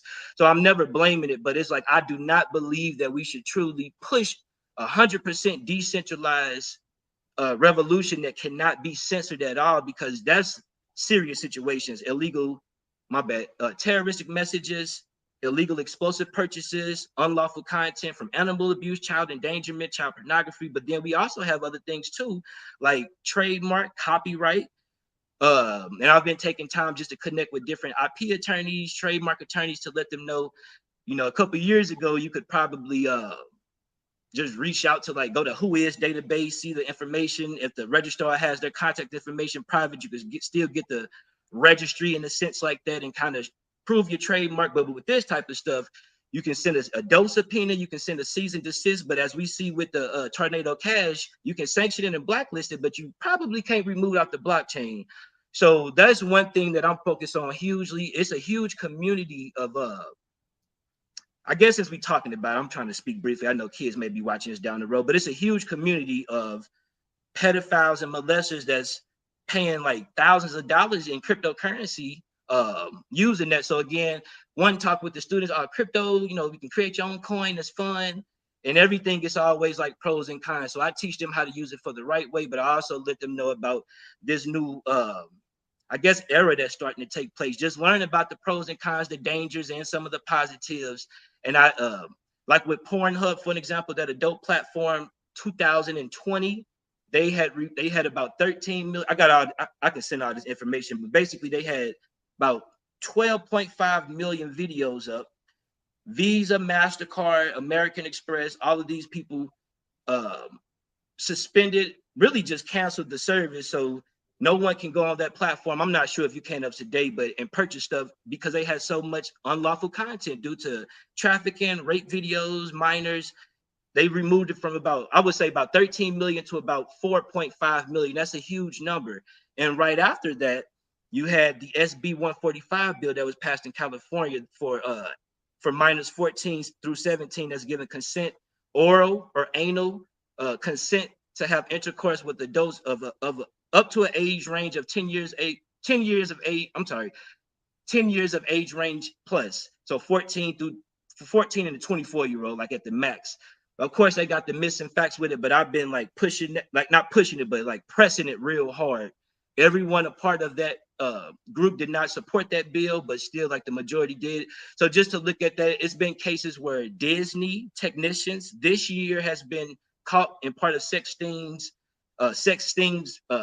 lawyer developers for like the last 4 years. So some parents may say, a judge down there in Florida, not tied to the Disney stuff, but it was 4 employees at Disney.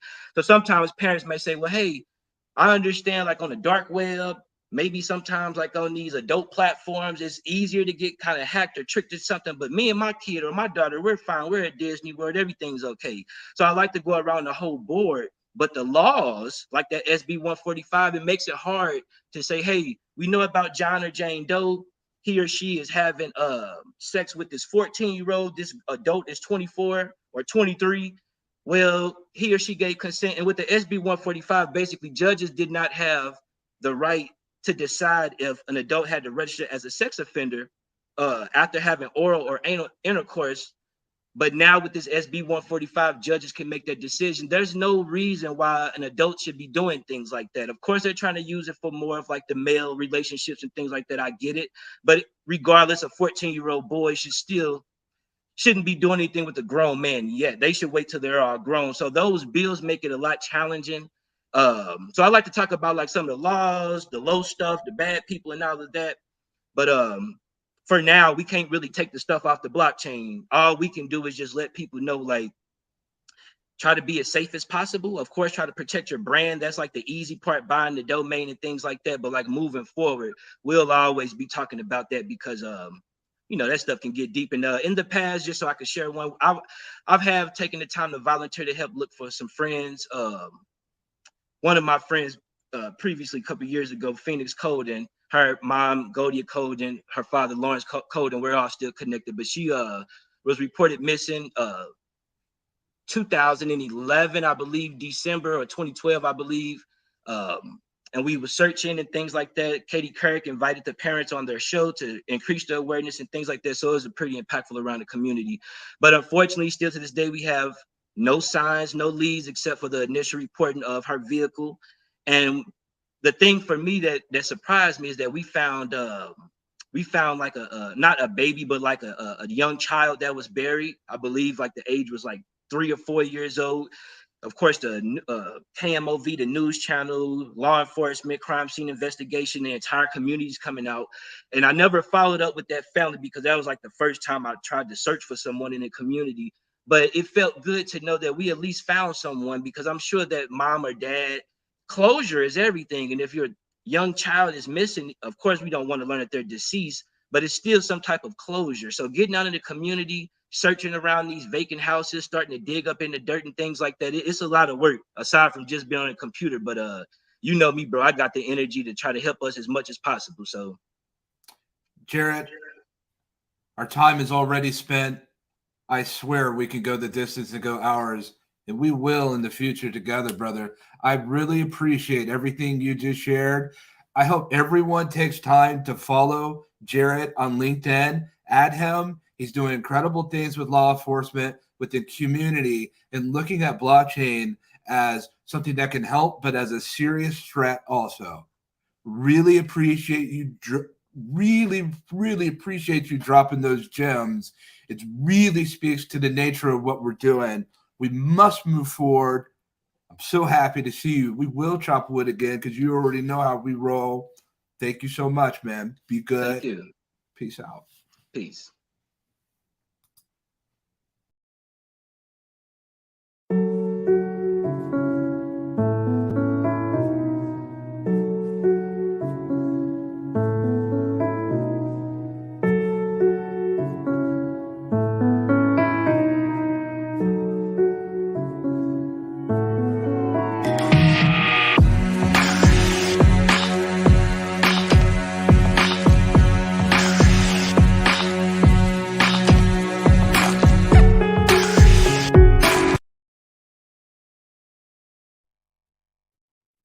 Hello there, everyone. My name is Salman Halawi. I am a Web3 entrepreneur, futurist, and architect, building a platform by the name of Meta Designers, which by now many of you may have heard of.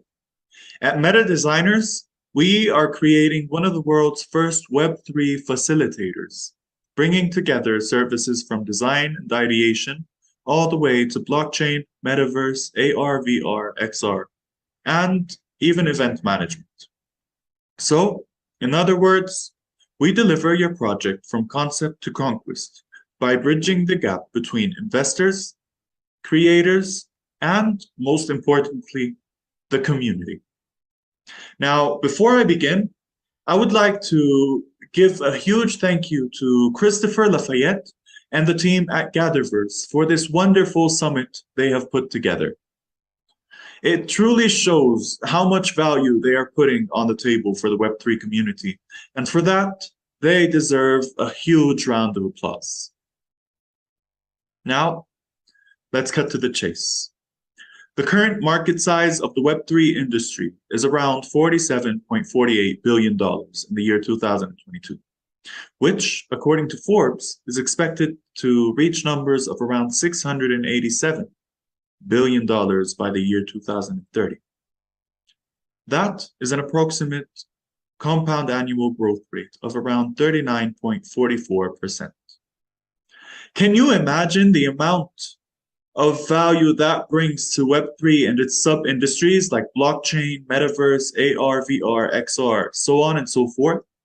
Can you imagine the number of opportunities that will create and the new ventures that will come to life in this parallel realm we are bound to be part of?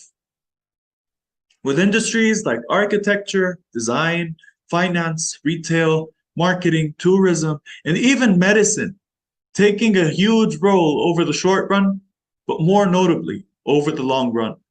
This new realm is bound to not only make our day-to-day lives easier, but rather facilitate them through the multiple extensions to our current reality. But what are the effects of this extension or the other? And at what cost do we dwell? The metaverse is on a rise, and that rise is inevitable. It will soon be a space where we work, shop, meet, create, play, and even travel. Now, what that means is that many of us will soon be spending long periods of time in what, whether we admit it or not, is an alternate reality. So, many of you may ask, what does that even have to do with us? And what problems could that cause? Well, here's what. The average human being is created a social being, a being that ever since the rise and evolution of humanity has lived in groups, a being that interacts with others on a normal basis, a being that exercises on a normal basis, and a being that ever since our existence in the realm we all know as the Earth, has been used to being surrounded by a context and what it brings. However, the one thing that this being is not used to enduring is isolation. And that is a point that raises some real concern.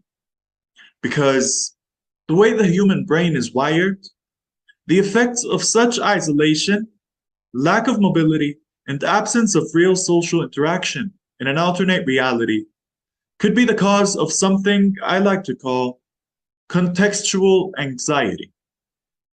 At this point in our conversation, some of you are saying I'm bearish about the metaverse and extended reality. But if that was the case, I simply wouldn't be here today shedding light on a topic that really does not get enough attention in our space, and I believe should be tackled immediately.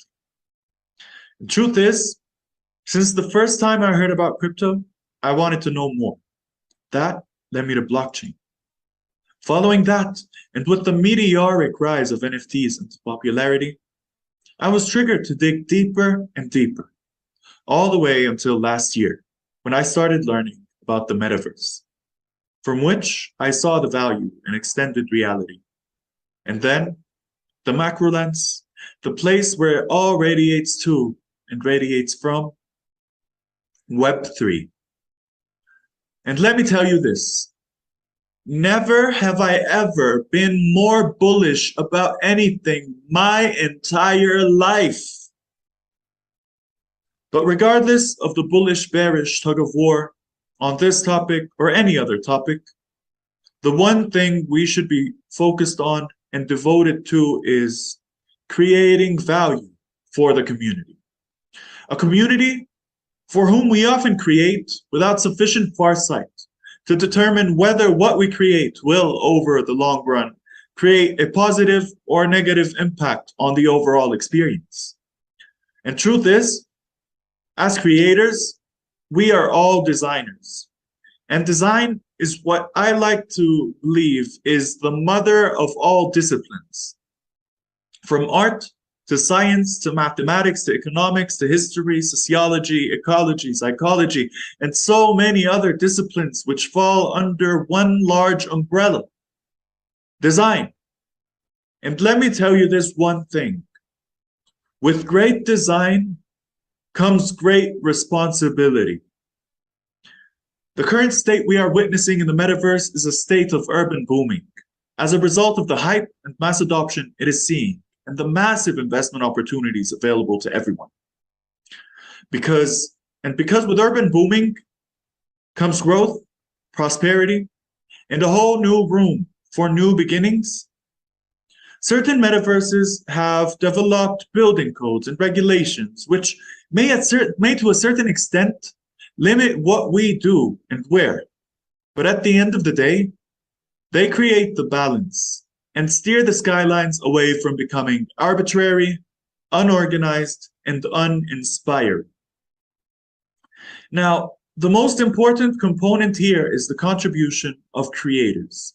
For alongside the teams and organizations responsible for the metaverse ecosystems we visit today, they play the most crucial role in what is going to be the greatest revolution in humanity since the first industrial revolution. A revolution that will literally change the lives of everyone involved. And what form of change is it that we are bound to see? Well, that is up to us, the creators. Now that the creators are in the spotlight, and we've talked about the multiple advantages and disadvantages of the world we're creating, I would like to bring to your attention a risk that I mentioned earlier, with that risk being contextual anxiety. For what is currently on display may be something new, but yet the concrete jungles, steel structures, and formless silhouettes remain a phenomenon that switched dimensions, but in essence, never really changed. The message here is to each and every creator out there: being part of an environment is beyond a confined space, but rather one that infuses a sense of serenity, peace, and freedom for the everyday user. It is true that at times, in this world we live in, we are bound by what certain markets want. But truth is, in this new world we are creating, that should never be the case. Now that we are still building an infrastructure for Web3, it is our only opportunity to say no to the norms and create a realm where everyone can reside, relax, and radiate. How, you may ask? Well, a simple example for that is social therapy. Some approaches to implement the latter can be creating green areas in our virtual buildings, allowing for a sense of nature to arise from within. Creating more socially dedicated spaces between dwellings for users and visitors to interact and feel less alone. Creating physical tasks that can be executed through extended reality in certain settings to make sure that the user gets up and allows for the blood to circulate while they are in their own realm. And last but not least, creating an ambience that infuses relaxation when possible for the users to feel soothed.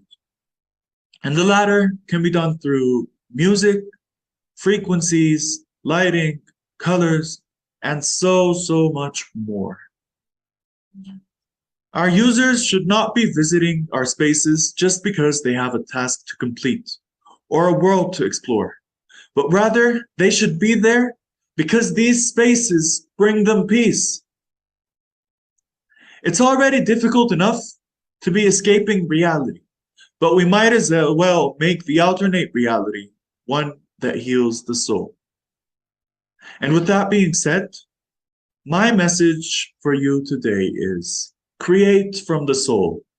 Put every piece of heart into what you're building, for that will create the real difference and bring life to what is merely a machine.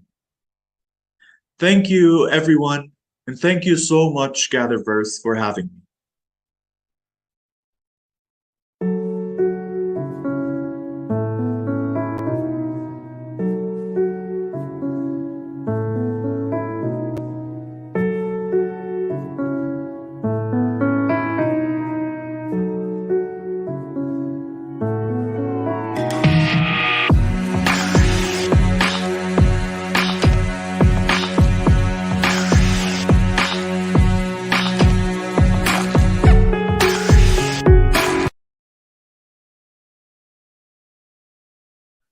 Hi everyone, I'm Dele Atanda, CEO of Metaye Media.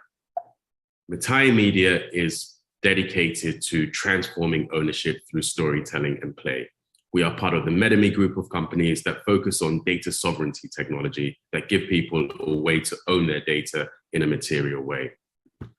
But before we get into all of that, I want to tell you a little bit of a story.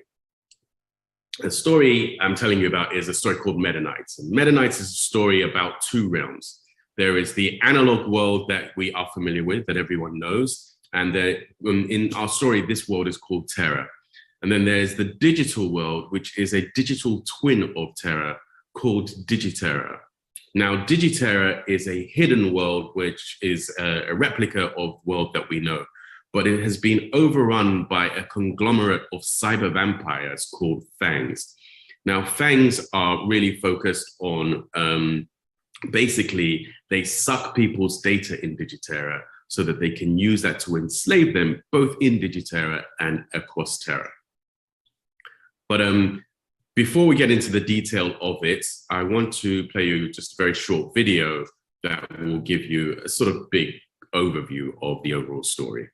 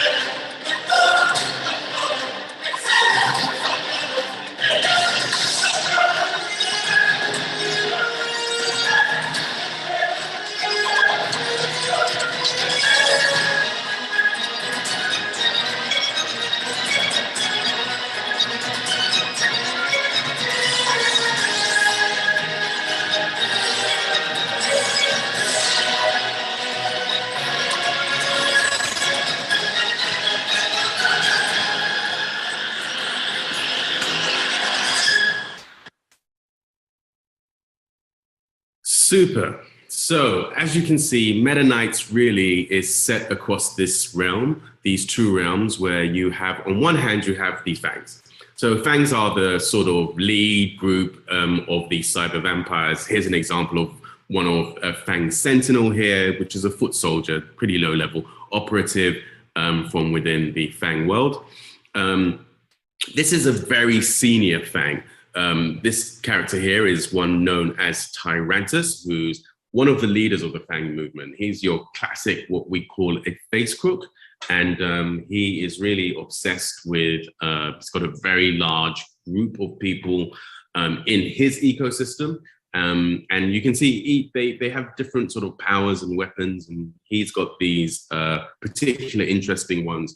The one in his hand is called an Iborg, and it's like a surveillance drone that is deployed to capture vast amounts of data on people.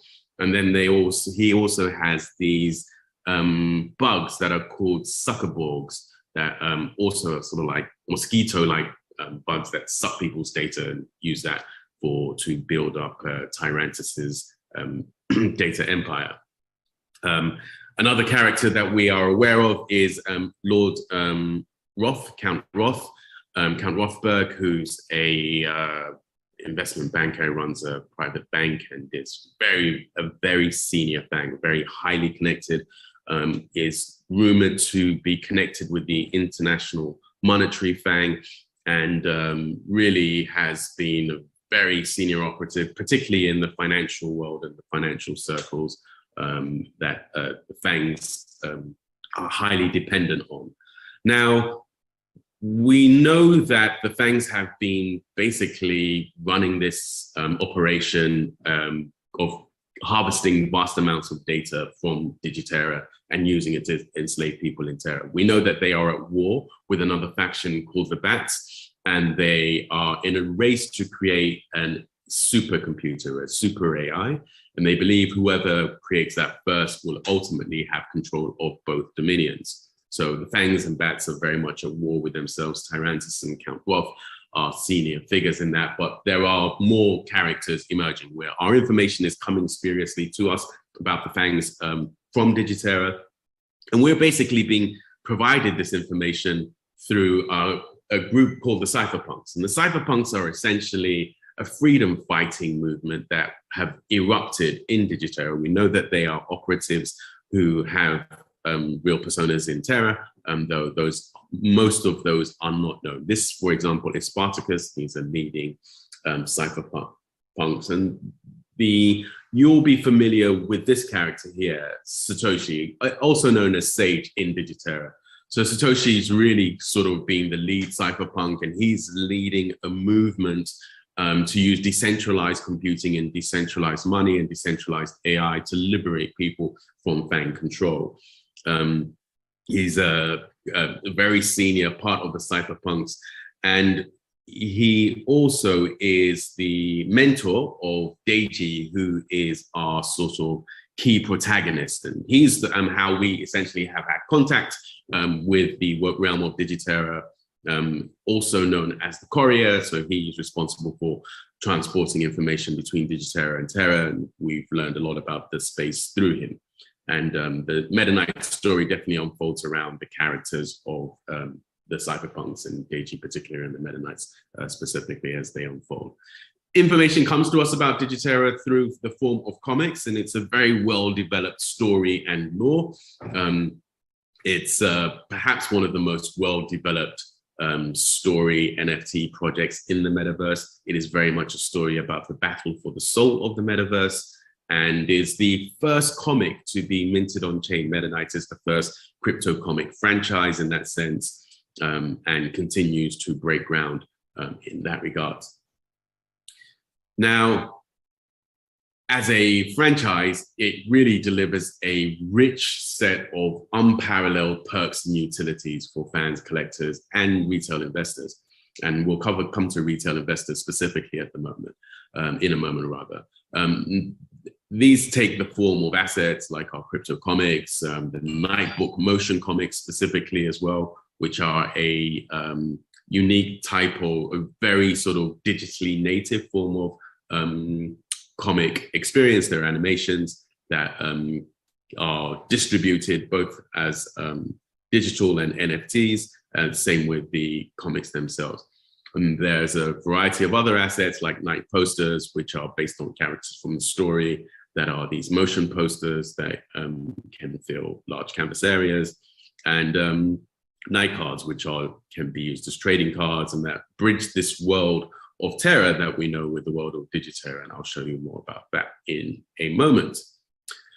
So the project has got a rich portfolio of NFTs. There are over 6 different types of NFTs in the project. They basically cover 3 key areas: storytelling, play, and identity. So in terms of story, we have the night books and the night posters, which are very much connected with the story saga that we are learning about through the comics. And there is then the play aspect of it, which is where we have a metaverse-based game. And in that sense, we have inventory and night cards, which bridge the comic story with the metaverse game. And then there are identity-focused NFT types and utilities. And the Origin PFP collection is one of those, as well as Metavatars. And we'll talk about Metavatars particularly a little bit further down the road. The project also introduces what we call the Night Wallet, which is essentially a universal wallet model around multi-currencies, both fiat and cryptocurrencies. But very importantly, it's a crypto media wallet. And it's a wallet where different types of Meta Knight related NFTs can be stored. And it will also be the home of our loyalty and rewards program, which will take the form of crypto rewards and crypto loyalties that will be coming out shortly. In addition to that, we have a rich ecosystem of partnerships. The project was really very much designed to facilitate partnerships across a variety of areas, from sports through education and entertainment. We're working very closely with a few academic institutions on setting up Web3 clubs that are involved with educating people about this realm of Digiterra and digital rights and the like through this partnership. The Night app also then has this Night key, which is really focused around self-sovereign identity. So there are a lot of tools that we introduce through the project to the world. So Meta Knight essentially brings a lot of next generation data ownership and data sovereignty tech to the world through the Meta Knight saga.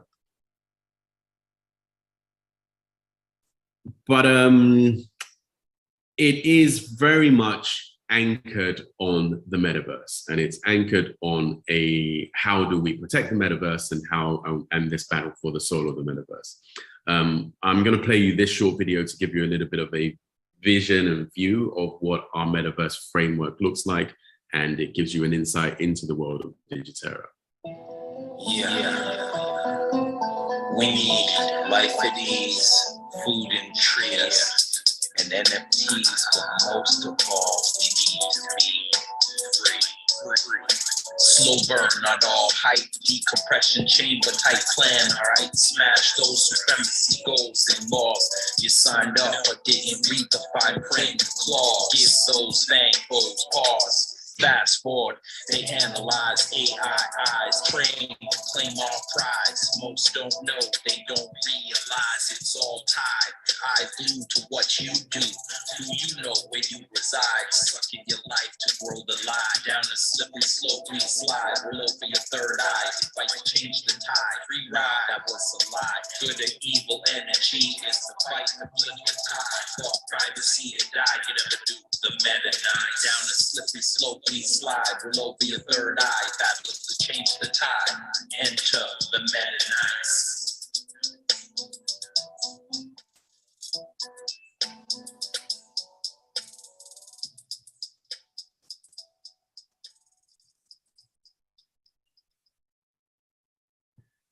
So yeah, the Meta Knight's metaverse. So as I say, we're familiar with the world of Terra that is analog, and the world of Digiterra in our lore is this digital world. But we also understand that these worlds are coming together, they are converging, and this is essentially the keystone of our metaverse. Metaterra is this blended metaverse that is a private and safe metaverse, really underpinned by ethical data sharing standards and principles. So it's very privacy preserving, which enables us to bring real world data integration into it. There's self-sovereignty is a key theme. So it's really sort of predicated on being the world's first self-sovereign ethical data metaverse.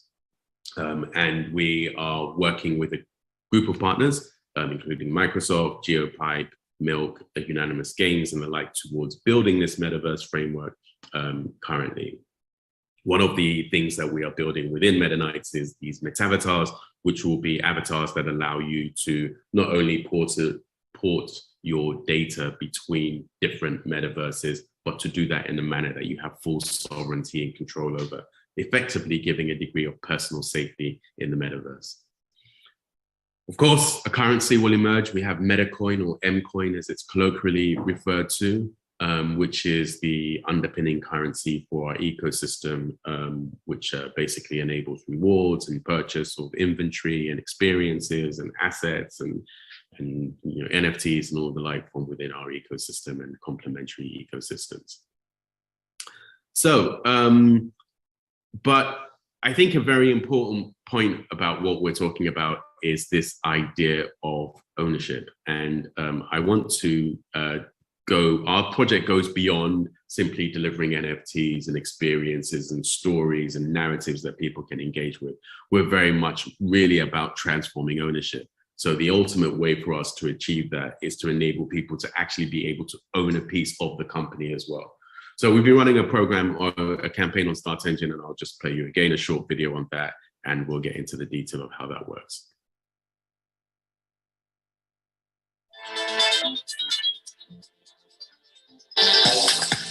Well, Meta-Knights Media, a blockchain media company, announcing the release of its Meta-Knights, that's a cryptographic digital comic series. So it's set in this world called Digiterra, which is like a digital world that mirrors the physical world. And in that world, there are cyber vampires who suck people's data. Like, and that's not accidental. Facebook, Apple. It's not accidental. Meta-Knights isn't just a graphic novel. It's a portal to the shifting future of your digital life, where extended reality and gaming meet the physical world. One of the things we're doing with Meta-Knights is we're releasing it with the wallet, whereby, when people sign up, they will have a self-sovereign ID. Anything you can imagine on a playing card can be created as a digital collectible and saved in your personal media wallet. So the idea of creating a comic series where the issues are published as non-fungible tokens is really exciting, because it means that we can create collectible digital artifacts that can grow value over time. Crypto actually allows us to own these assets independently of the platform. It only takes a few minutes to purchase Meta-Knights shares on StartEngine.com. You can own a stake in Meta-Knights and the future of digital collectibles.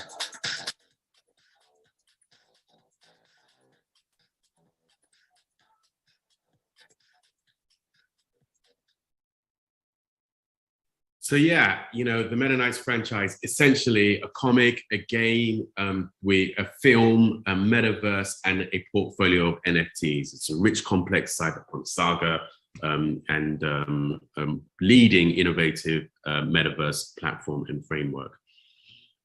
In terms of progress today, we've run a campaign on StartEngine.com, as I mentioned. We raised over $1 million. We've just launched our second campaign now. We have over 3,500 investors, 6 different types of NFTs, 13 episodes of our saga completed in still motion comic format, and alpha game in development. And as I say, we've just launched our second Reg CF campaign, where we're raising up to 4.75 million.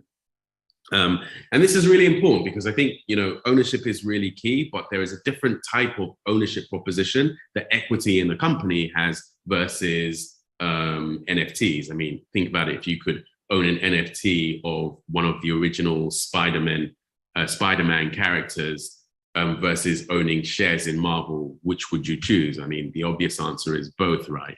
And I think that's a really important thing when we talk about enabling, transforming ownership in a meaningful way. we're not just doing that in terms of from being a consumer and collector of our NFTs, but also in terms of the company itself. And we think this is quite unique as a proposition, and we think that it's going to really be transformative in terms of the media landscape. Our product roadmap's pretty advanced, as I say. Our cryptographic novel and comic series and animations NFTs are pretty much complete. Our Night Wallet and Metaverse are in development. We will have an alpha version of the Metaverse game ready by the end of Q1 next year. And we're in pretty significant conversations with studios and screenwriters around a film TV saga around the shows around this series as well. So that's really how we intend to achieve scale. It's probably going to be closer to 2024, 25 for 2025 timeframe. But we believe that this has got potential to become a next blockbuster media franchise in that regard. Excuse me. So I think with that ado, I'm just going to give you a sneak peek of the next episode coming out very shortly.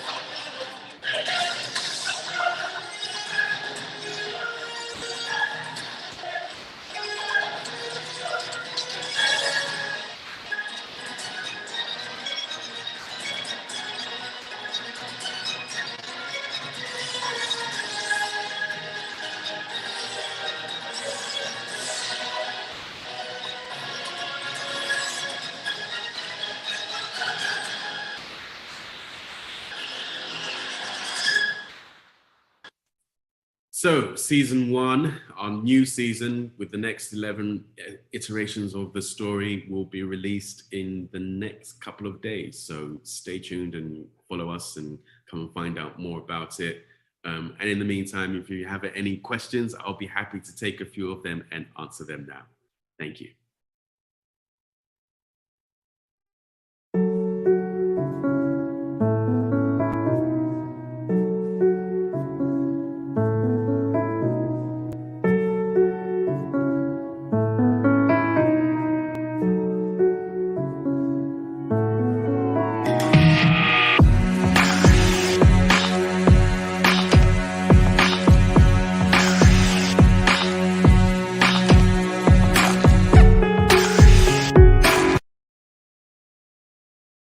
For having me on this event and a great opportunity to present and share my views on learning. With the arrival of Web3, there has been a plethora of opportunities and options for us to learn and grow. And at this junction, I want to come in and share my thoughts around learning so that we all can understand that learning is the only key element that keeps us going and achieving the growth that we are looking for. Hence, today I'm going to talk about a universal tool that's called as the S-curve or the sigmoid curve, which is the key to sustaining the momentum you are looking for. Well, who am I? You might be wondering. So let me introduce myself for a bit. I am Ravi Verma. I work for a company called Dhruva Data Solutions. I am the technical support director and I manage the global support for the data center and cloud native workloads. I have over 16 years of experience in data protection and cyber resiliency. At the same time, I also run a community named Focus Hive for leadership, and I'm a lead auditor for business continuity management systems, ISO 22301 from IRCA. Having said that, I also want to make sure that you all know me as a lifelong learner. I love to read and write, and I love to share my thoughts because I believe in continuous learning. with that, I want to take you all in a journey, and I would present to you a tool called as S-Curve and give you the options that you want to take to continue to grow. Now that you know me, I'm going to introduce an amazing quote by Sir Henry Ford. Anyone who keeps learning stays young. Show me someone who doesn't want to stay young. Probably that's the reason why I continue to learn, because I want to remain young. And I'm very sure about everyone else at this conference. Having said that, let's move to the next chapter of this discussion, where I want to kind of share something about the current era, the era that we are in, the society that we are living in, and the way the business is happening. Something has changed that. If you remember, 2 to 3 years back, we were still evolving. When I say evolving, we were in evolution of cloud, we were in an evolution of digitization, we were in an evolution of how technology worked and how businesses were using technology. But then something happened, and it devastated the whole world. I don't even want to take the name, but I want to make a point here that after COVID, we are in a revolution in the way business is being done. Now, if I just have to take you back to the basic definition of evolution and revolution, evolution is a process of adaptation over a period of time. And in general, it is a slow process. But revolution is a sudden and a complete change of something that you want to do. And that's exactly what has happened post-COVID. If you look at how businesses are done, how many new businesses have come up, look at how education has transformed itself and how food delivery system has changed. I owe all these changes to COVID because we were stuck in the confinement of our houses and we needed these services to be delivered to us. And that is why I call post-COVID as a period of revolution. And in this revolution, something happened, which is technology changed drastically. So drastically that there are bodies which are out of business just because they could not cope up with the drastic change in technology. Hence, it's very important for us to keep these two keywords in our mind, evolution and revolution. Because in our own lives, we evolve as a child, we are evolving into something that we want to become. We are studying, we are learning, we evolve reading a certain subject, and we reach to a mastery level. While you keep evolution and revolution in your mind, I want to take you down your memory lane. Remember our childhoods. And I believe 99% of people over here know how to ride a bicycle. And as a child, when we were learning bicycle, just close your eyes and visualize how the situation was, what we were experiencing when we were trying to learn how to ride bicycle. We would fall down, we would get up, we would have our elbows bruised, we'll have our knees bruised, but we will still go at it every day. We'll torture our parents to take us for cycling, and we would still try and learn. We wouldn't even know how to climb on the cycle, but we'd still try and try and try. And one day we'd be able to ride it. There was a time when we would find reasons to just go out of the house and take our bicycles and go out for a ride. But as we reached our adolescence, the late teen era of our life, we stopped looking at our bicycle. We didn't really want to ride that. And all we were focused on was that vroom, vroom, vroom, the motorcycle that would just pass us while we would reach our schools and colleges. We would see some cool dude going on in a Honda or a Yamaha, and we would be like, wow, I need to have that. But what if you were self-content and you were like, nah, I'm good at riding my bicycle. I'm very happy with it. I am so satisfied. I don't need it. What would have happened? You would have never got a chance to ride a Yamaha or a Honda or per se a Royal Enfield, the famous bike that we Indians love. We would have never got a chance if we were not curious and excited about that. If we were not, we would never, but we were, and I was. I wanted to take that risk. I wanted to sit on that motorcycle, and that's when I became a rider, and I'm sure many of you did.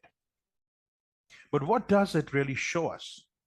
It really shows that there was a journey that we took to learn the bicycle. But at a certain point, when we were so good at learning the bicycle and we started learning the motorcycle, we would still again fall, bruise our knees, bruise our elbows, maybe sometime break our jaws, but we still went at it. However, the key point is that the overall journey that we took to learn how to ride a bicycle was reset, and we had to take the journey again to learn how to ride the motorcycle this time, and so on and forth. That's the key element that I want to bring forth from the memory of our childhood. And that is where I want to introduce the S curve of learning. Basically, a graph which is plotted against time and growth. Time on your x-axis and growth on your y-axis. If you look at your learning journey, if you look at the journey that you took for while you were learning how to ride your bicycle, or while you were learning how to ride a motorcycle, or anything that you were trying to learn. Maybe you were trying to learn how to play chess. Even at that, this journey is true, because what happens is at the bottom, at the intersection where your x and y axis is meeting, that's your starting point. That's a phase where you're going at it every day. But as time passes, you end up increasing your growth in the subject. You start learning. Now you know how to pedal. Now you know how to balance your bicycle. And as you go, as the time goes, and as you're going at it every day, your competency is increasing. Now, if you look at a phase over here, let me just draw. Now, let me draw. If you look at a phase over here, you're basically at a trajectory which is very steep. You're learning at a very fast rate. You're not taking too much time and changing your position. You're very fast here. And if you look at a trajectory over here, again, the time taken is less versus the growth that you're achieving. This is called a phase of scaling. This is your hypergrowth. Now, this is the place where you know what you're trying to do. You've got the knowledge of the subject and you're enjoying it. And if you look at the phase over here, you would see that you're kind of maturing in your learning phase, which means you now know it end to end.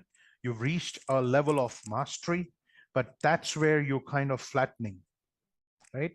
This is where you're kind of flattening, because now there's no scope of learning, because you've learned it all. You know how to ride a bicycle. You know how to skid your bicycle. You know how to do a wheelie on your bicycle. That's it. That's it. That's about it. That's all you can do on a bicycle.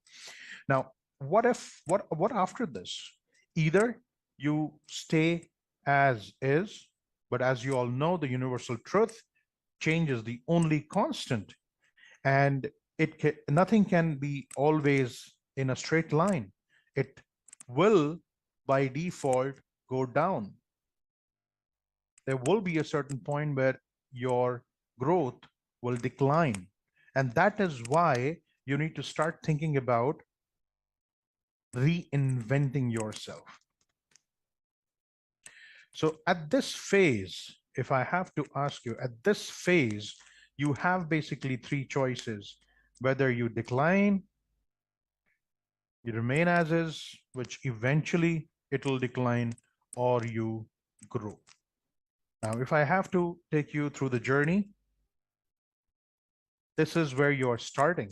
This is your starting phase where you're putting effort, going at it day by day and learning. And slowly and gradually you're beginning to enjoy it, and you're beginning to become someone who knows the subject. This is the phase where you are scaling. You know the subject, you're going at it, you're learning it, and you're enjoying the learning phase, and your growth is hyper scaling. This is the phase where you've matured and you now know the subject end to end. But what next? That is where you have these three choices: whether you want to be as is, or you want to evolve out of it, right? And if you ask me, that's the only choice you have, to evolve out. There's no choice that we could ever think of. Not, there's only, you could think that you have three choices. You could think of, you have three choices: either you let things go down, or you maintain as is, or you scale. In my mind, you don't have so many choices. In my mind, you have only one choice. Nobody would want to decline. Nobody would want to remain as is. The only choice for you is to go up, is to scale again. That's the only choice. And what you got to do is to reinvent yourself. That is why this phase is called evolution. This is where you're evolving in a particular subject, in a particular area, in a particular module. But this is when you have reached maturity, this is where you're bringing about a revolution in yourself. This is revolution, which is when you go up. This is how you go up. And that's how you sustain your growth. Otherwise, if you don't want to sustain your growth, you would basically fall down. The only way to sustain your growth is to ride the S-curve. The only way to sustain your growth is to ride the S-curve again and again and again. There's no other way. That is why I say the only choice, that is why I say after you are done, you've reached mastery, choice is yours. You want to grow again, you want to continue to grow, or you want to decline. And hence I say, remember, change is the only constant, and the rate at which the technology is changing, no one will remain a specialist. If you don't choose to ride the S-curve, you're going to be obsolete. So choice is yours. You want to stay as is, or you want to bring a revolution within yourself. With that, I'm going to leave you with a thought. When you realize things are getting tough, remember, you're evolving. See you all.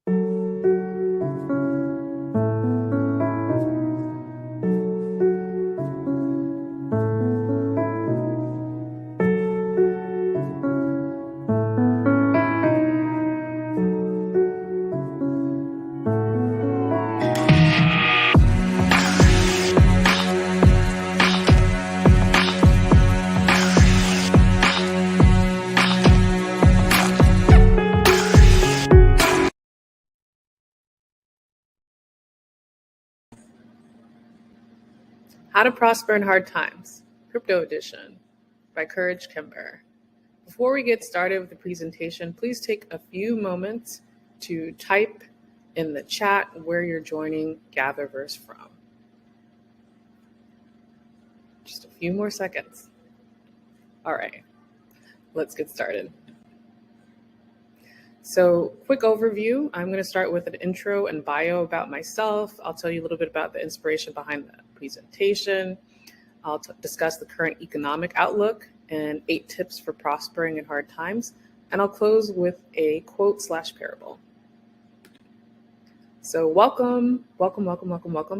I am Courage Kimber, founder of K Before You See, which stands for No Before You Crypto, which is a crypto education training platform. I am a Californian in Paris. I have 10 years of experience in the tech space. I have been in crypto since 2018. I am a Web3 strategist and crypto consultant for crypto exchanges and high net worth individuals. So the inspiration for the topic is actually a person. So Napoleon Hill, book author. If you're not familiar with Napoleon Hill, he's the godfather of self-development / personal development movement. He has lots of books and resources about success and mindset. One of the most famous books he's written is called Think and Grow Rich. You may have heard of it. Many entrepreneurs attribute their success to reading and learning the principles of that book. However, my favorite book of his is How to Prosper in Hard Times. I think it's really important during hard times to have books or texts or videos, anything that you can get your hands on that help you through times of trial and tribulation. And this book is actually a really good guidebook. So what I did was take some of the principles from this book and use it as inspiration and combine it with what I know from the crypto space and also from what I've learned from people who are thriving in the crypto space. Let's take a look at the economic outlook in terms of what is going on. So you're on the news, you'll hear about recession, bear market, crypto market crash, stock market crash. There's a financial crisis. You'll hear about inflation, stagflation, hyperinflation, just basically doom and gloom about the economic outlook. However, despite what's going on in the economy, there are people who are thriving and prospering.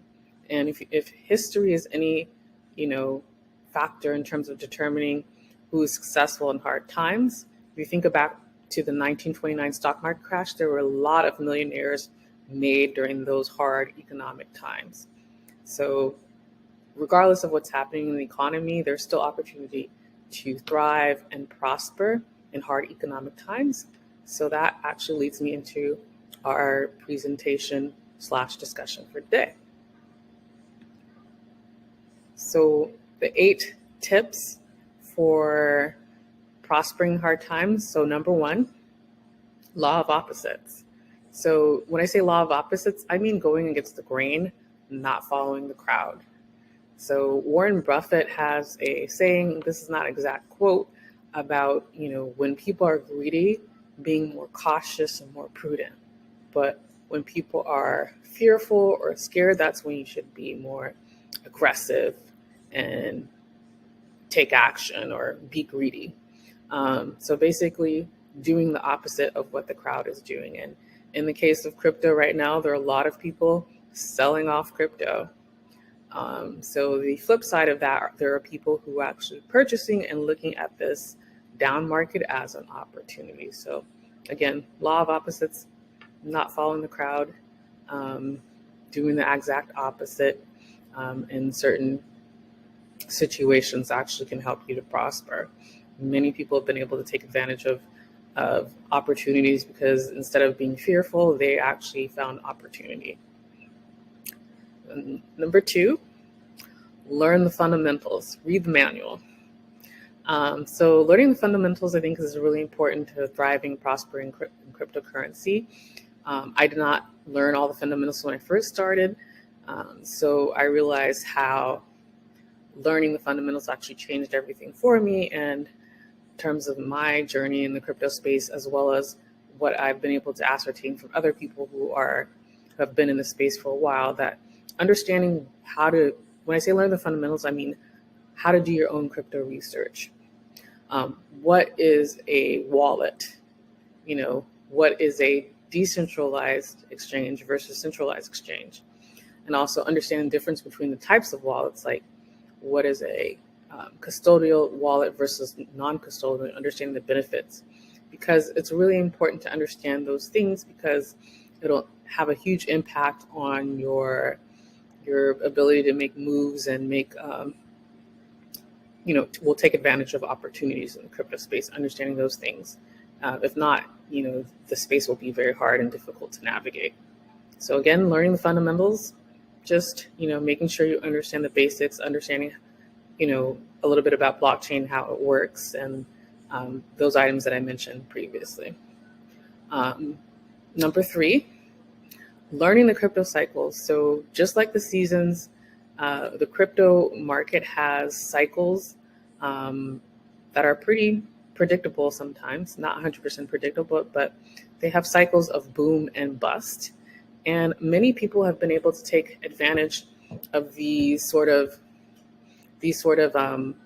boom and bust cycles and been able to make, sometimes in some cases, a fortune, just because they're understanding the patterns and how the market flows and things that happen on a consistent basis. For example, the Bitcoin halving happens approximately every 4 years or every 210,000 blocks. And there are a lot of people who are able to time market shifts based upon that or other cycles and are able to prosper.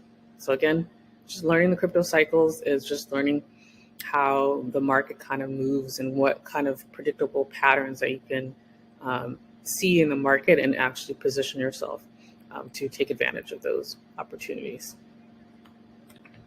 Number 4, this sounds very simple, but have a plan. I think it's really important to have a plan in the crypto space because there's so much distraction. There's so many things that can take you off course. That having a plan will help to guide you in terms of what you want to actually accomplish, and looking at your actions and kind of what you're doing in the crypto space. You're able to look at that plan and see if your actions are actually aligning with that plan and make shifts and changes accordingly. Also, having a plan helps you to reduce the likelihood of making rash decisions based upon, market, small market movements or, day-to-day news that you hear. Because when you have that plan, you can know that you have a roadmap to what you desire, and if what's happening in the market right now is showing you things that you need to hold or hold your position and not sell, then having the plan will help you to kind of stick to that versus reacting to market noise. Yeah, so having a plan, definitely helpful, definitely critical. Crypto, number 5, is crypto OGs. So when I say crypto OGs, so number 5 in terms of prospering in hard economic times is really helpful. Being able to talk to people who have experience and knowledge in the space, who, when I say crypto OGs, I'm talking about people with at least, I would say on a minimum 2 crypto winters, 2 to 3, I would say about around 2 to 3 crypto winters, 2 to 3 Bitcoin halving cycles. But ideally, you want 3 or more, but minimum 2 or 3 of the either Bitcoin halvings or crypto winters. Just because they're able to tell you things that you may not know about the market, that the things that you cannot Google. I've found, talking with people who've been in the space or have helped me to fill in some of the gaps in terms of my knowledge with things that I couldn't find or couldn't ascertain on my own. And just being able to talk to someone who's been through what I'm actually going through now, maybe 5 or 10 years ago, and is able to kind of help guide me in order to make better decisions. And so I don't have to make the same mistakes that they did.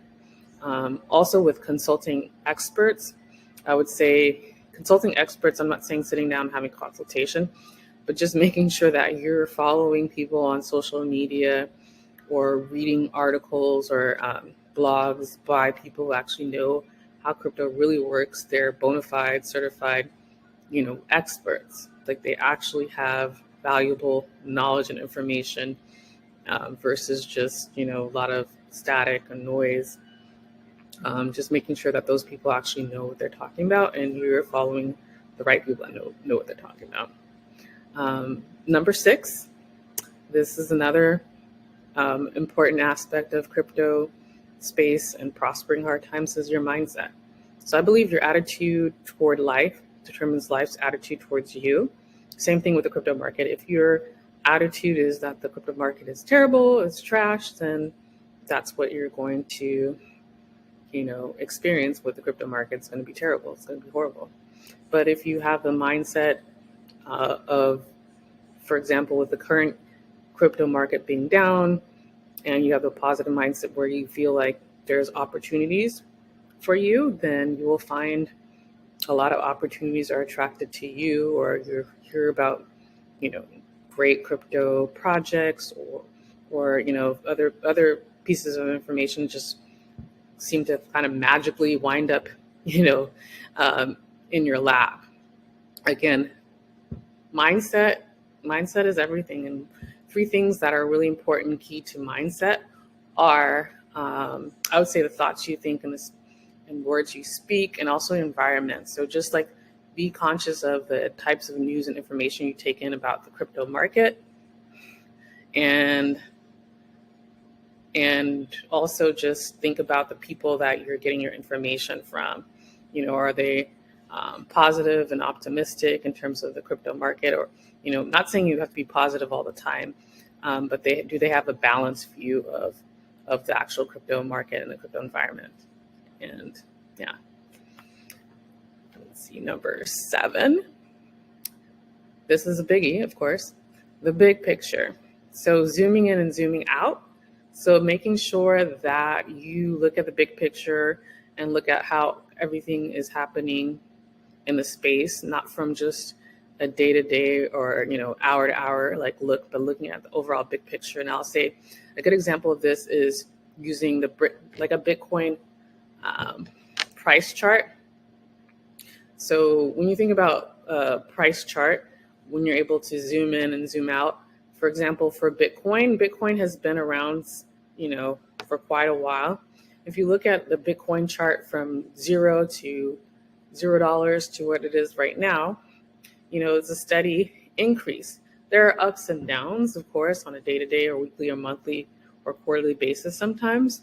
But overall, big picture, Bitcoin has, made some amazing gains. In fact, it's the number 1, performing asset class. It beats growth stocks, it beats commodities, anything you can think of. Bitcoin has outperformed. It's the number 1 asset class. But if you're looking at the news and how things are being portrayed about Bitcoin and the crypto market, it's easy to think like, wow, this is terrible. It's going nowhere. Did I, invest in something that's a terrible investment? But those are the kind of thoughts can come up based upon what's going on with the news and the media. But if you look at the big picture, literally zoom out on a chart, you'll see there's consistent growth, and that's a strong asset. And also, if you look at the crypto market, there's a lot of, you have to look at the big picture with the crypto market as a whole as well. So zoom out to see the big picture when it comes to these things. Number 8, this is, I think, one of the things that it's all risky to do or not to do. Like if you invest, there's a risk of losing your funds. If you don't invest in crypto, there's a risk of not being able to reap the gains. So, there's a lot of people who have regret for not doing or doing things in their life. So at the end of the day, I think it's really important to trust your own instincts and understand that it's all risky.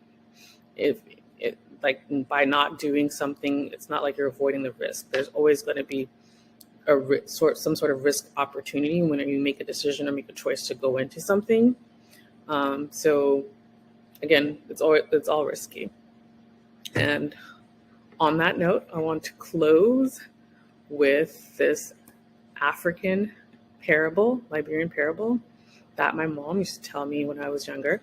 So if you listen to the noise in the market, you'll never buy your fish. So if you look at this marketplace, it's very crowded. There's lots of people, hustle and bustle. And I think that this parable reminds me of the crypto space and market. There's so much noise. It's kind of hard to determine signal versus noise. But at the end of the day, you have to tune out the noise in order to reach your goals. So just like the people in the marketplace, the person who's trying to buy their fish, just being able to kind of differentiate between the noise and focusing on your goal and doing your best to ignore it or eliminate the noise in order to focus on your goal and achieve your goals so you can prosper in hard economic times. So on that note, I want to share my contact information if you want to stay in touch. My contact is in terms of TikTok at Daughter of Lions, Courage to Leaf on LinkedIn, courage@kbeforeuc.com for email. Thank you and have a prosperous day.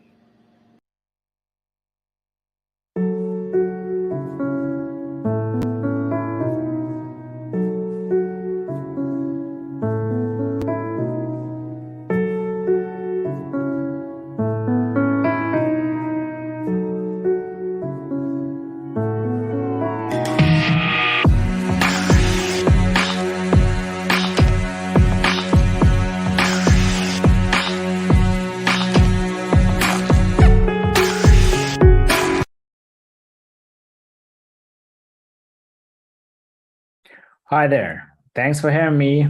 My name is Andre. I'm founder and CEO of Sketchar, and today I'm going to share with you our experience as an existing product with an existing community, how we implemented Web3 infra, and try to analyze, can it really be helpful for you as a company or as a creator to succeed using Web3 as a buzzword, or I don't know, a piece of tech, just piece of tech, or something that can really boost your creativity and success to the new level. Today's plan is about 15. Today's speech is going to be 15 minutes at maximum, a few minutes intro about Sketchar as a product, then our collaboration with our community, what we created with them, and then how we failed, and going to share a few insights, what we learned. So Sketchar was launched 5 years ago as augmented reality drawing app. You can learn to draw using augmented reality step by step. And now it is easy to use art tools inside the app for beginners as our core audience, where you can learn how to draw, accelerate your skills, then create as easy as possible. And after that, collaborate, and actually fourth is kind of succeed. The first step, learn. In terms of creator, it is a pretty logical step. Before creating something, you need to learn how to do that. In terms of Web3, as a company, you need to prepare your audience for this new domain. In our case, we published a few articles about Web3 as a concept, can be helpful for you as a creator, how you can, what kind of benefits for you as a creator. Of course, we shared some fails that I will show you later in this keynote as a part of the learning process. The second step, of course, you need to create we need to create the easy to use tool for you as a beginner. What we did, we set up a special pixel art tool and a special kind of a template of a Martian head. This was collaboration with Mars 4. It is Metaverse game, pretty interesting NFT project. You need to check them. It was in November 2021. So we created this template, we created this tool in this on the Sketchar app, and the magic was happened. In 30 days, in 1 month, our community generated almost 3,000 Martians, and you need to look at all of that. They're all cool, yeah. We chose 888, the best one, and combined it into one collection. So we thought, okay, our community used our own app, created something cool. We need to promote that and sell that. And the next step was a mistake. We decided to build marketplace as a part of our ecosystem. The problem is we spent extra 5 months just to build that. And this is the problem, because 5 months, it's a lot.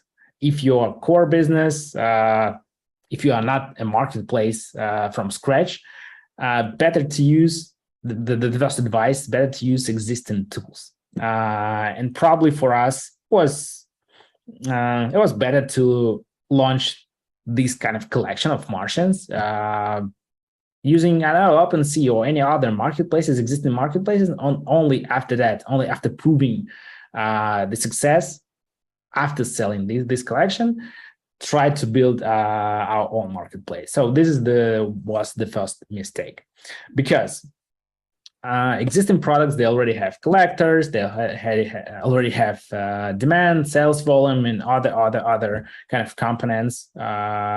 This is kind of different business for us. Okay, let's move forward. The second insight, the first insight was, we thought that, okay, this collection is awesome. It's the first community kind of driven collection.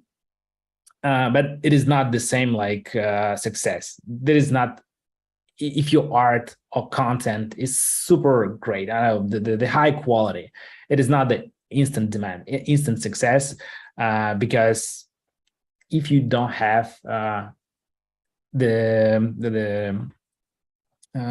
community of collectors or existing community, it was pretty hard to find and hard to sell or hard to enter to new domain without the community. And that was the second insight, because our community of creators, for example, we have 1+ million followers and audience on TikTok, and we thought that, okay, we have millions and millions of creators in our community. But the problem is, community of collectors, this is another type of community, and we didn't have enough experience in that. And this is another kind of advice for you. Kind of Web3 as a concept, pretty new domain, and you need to build almost from scratch the new audience if you have existing community. As a summary for creator, for you, of course, you need to learn how to manage the different type of activity for you, not only from creating, but in terms of collaborating or talking to your fans or your community. And as a company, you need to educate not only kind of your users, but yourself. You need to simplify the flow as much as possible, not to build everything by yourselves. And of course, communicate. Of course, you need to talk with your community, talk with your users to understand what the real value you are bringing with your with your new steps into new domain, and how your community can benefit from your new kind of journey. Some kind of conclusion that Web3 is not magic pill for your success if you are not successful in the Web2 world, right? If you didn't build your community already, Web3 is not the way how you can easily succeed with community building there, right? And that's why if you are not talking to your customers, or as a creator, if you're not talking to other creators, if you're not sharing a lot, it is not really magic pill for you. The second conclusion that you need to explore, the final conclusion is you need to explore new, of course, but not forget about the core of your business or of your style. For us, we spent extra, as I mentioned, 6 months. And only after that, then we realized as a product that our main core, our main value that we bring to our community, that we create easy to use are toolset with the environment where they can collaborate, but not the where they can sell. Of course, selling or succeeding with everything you created before, it is kind of the final, the perfect step for you in terms of creator journey. But for us, it's going to be a bit later, I know next year, but this is one of the main insights was that you need to be focused. You need to be focused. Yeah. Okay, I hope it was helpful for you. Feel free to reach me out. Yeah, I know we will share everything if you want to know more about how we built that technically, or what kind of more insights. So feel free to chat. Thanks a lot. Have a great day. Yeah, there are a lot of speakers at this summit. So cheers.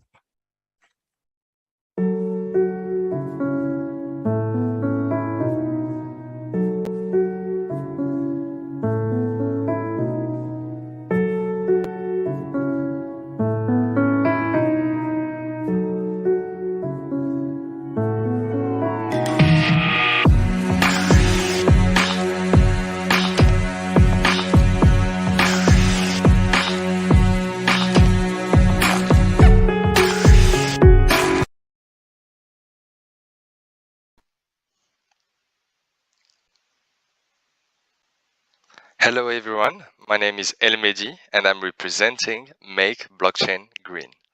We're here this evening to talk about an environmental issue that we feel is of great importance. Our objective today is not to try and persuade you to take a stand, but we would like to try and present both sides of this issue in order to better educate the public on a very important concern. We want to take this opportunity to thank the GatherVerse community for allowing us to come before you today for this Web3 Summit. Our topic today is how to actually make blockchain green. We're going to have a little chat about energy consumption, the consensus mechanism. We're going to have an overview of the top 4 blockchain used for NFT minting and their carbon footprint. And we're going to see how to make it green with the help of the Green Chain Score. GM everyone, I'm an energy engineer and I work in French companies in sustainable finance and blockchain and NFTs. And today I'm speaking as the founder of MBG, Make Blockchain Green. And our aim is to make sustainable blockchain for all. And our mission is to bring energy efficiency standards to the blockchain ecosystem. And in order to achieve that, we are creating the first eco-label for blockchain project called the Green Chain Score, and we're going to talk about it later in the presentation. But first, why blockchain is becoming bad for the environment. As you can see, Bitcoin has country level consumption compared to Norway, Bangladesh, or Switzerland, and the energy needed to make a unit dollar is cheaper than the usual way. So it's still cheap for what it's supposed to fix, for example, banking and storing of value, but we still have areas of improvement to reduce this energy consumption. The question is why the blockchain is so energy intensive, and this is because of the consensus mechanism. We can distinguish between proof of work, proof of stake, delegated proof of stake, and proof of history. But blockchain is all about building digital trust. So blockchain networks rely on consensus algorithms to reach agreement among various users. And for example, if you buy 1 Bitcoin and transfer it to your wallet, everyone else must agree that you own the Bitcoin. And if they didn't, your currency would be worthless. So in order to do that, the miners, which are the main actors of blockchain ecosystems, are competing through very complex algorithms, to riddle the this complex challenge and get the next block and get the reward at stake. So if we remove this element of competition, it could save energy, and this is which is mainly used in proof of stake algorithms, and we're going to see later how it's work. Basically, the difference between proof of work and proof of stake is the consensus mechanism.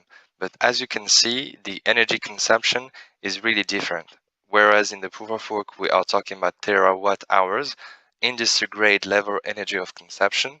For the proof of stake blockchains, we're talking about megawatt hours, and even for the lowest kilowatt hours.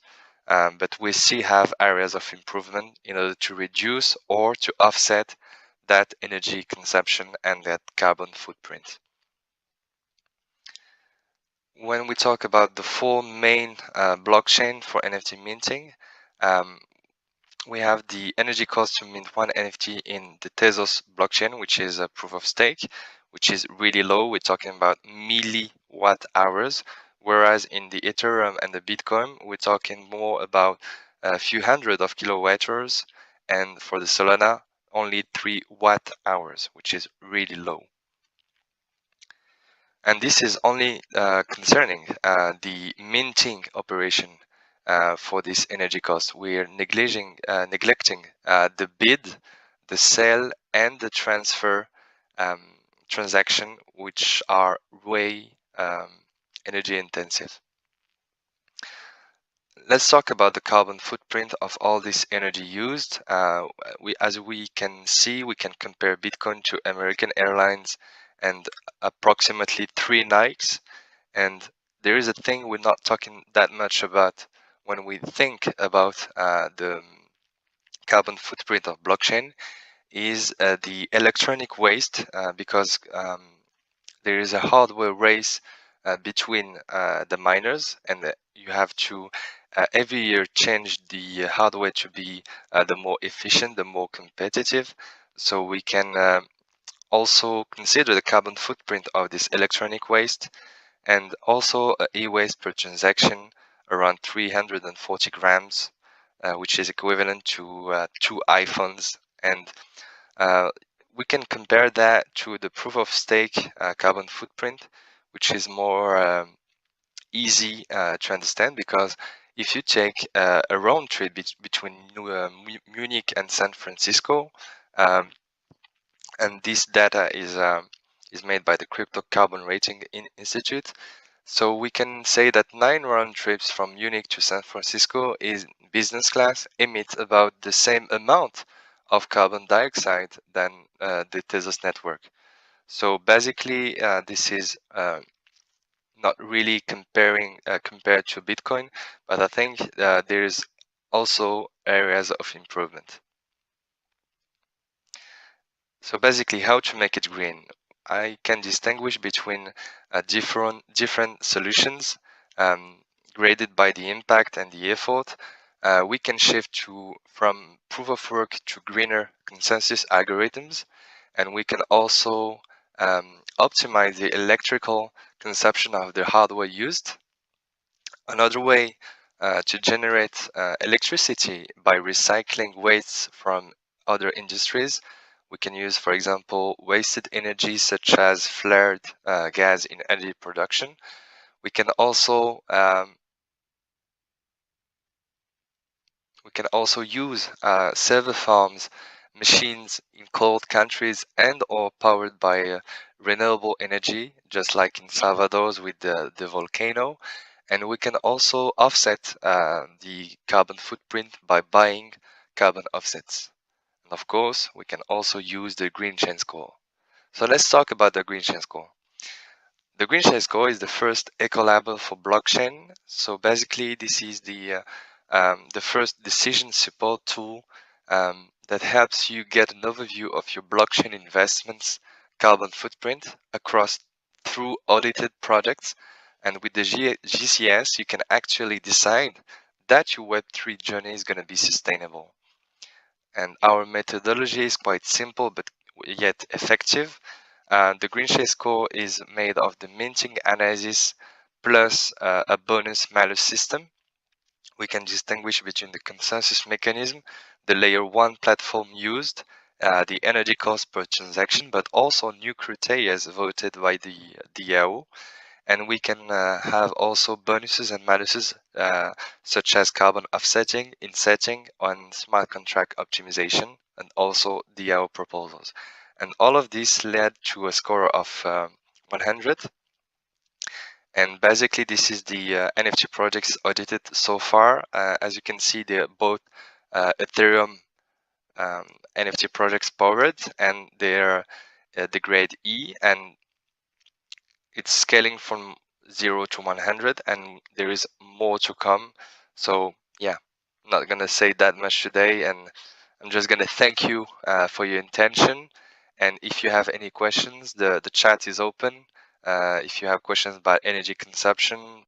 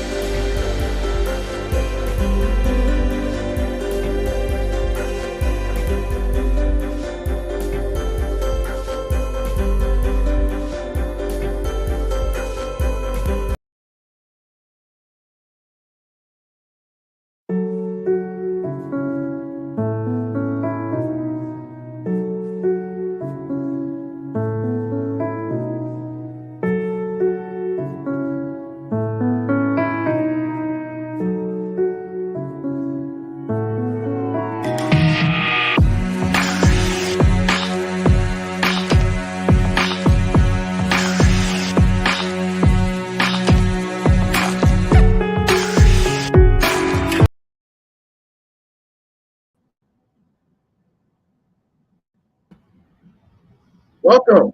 Glad everybody is here.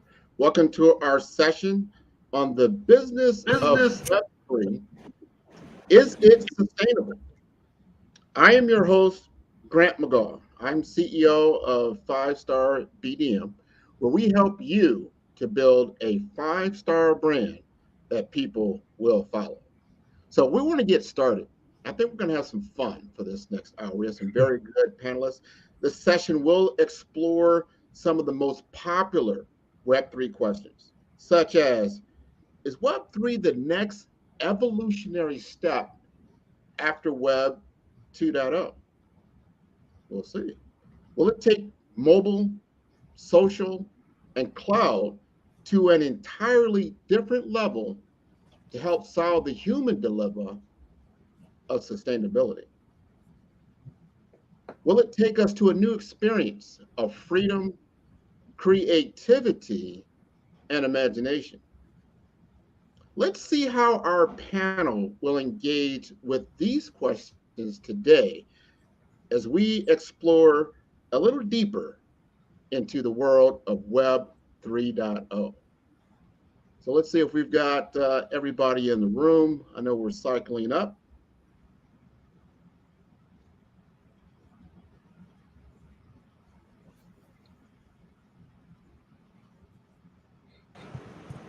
Man, speaking of cycling, my name is Nicole Maxwell, and I'm the CEO of Black Multiverse Enterprises and the founder of GatherVerse, a Metaverse community, and I'm really happy to be here today. How about you, Hans? Oh, I'm excited as well. I'm the co-founder of Black Love with my wife, and I'm the creator and co-founder of Love NFT as well. I'm excited to be here.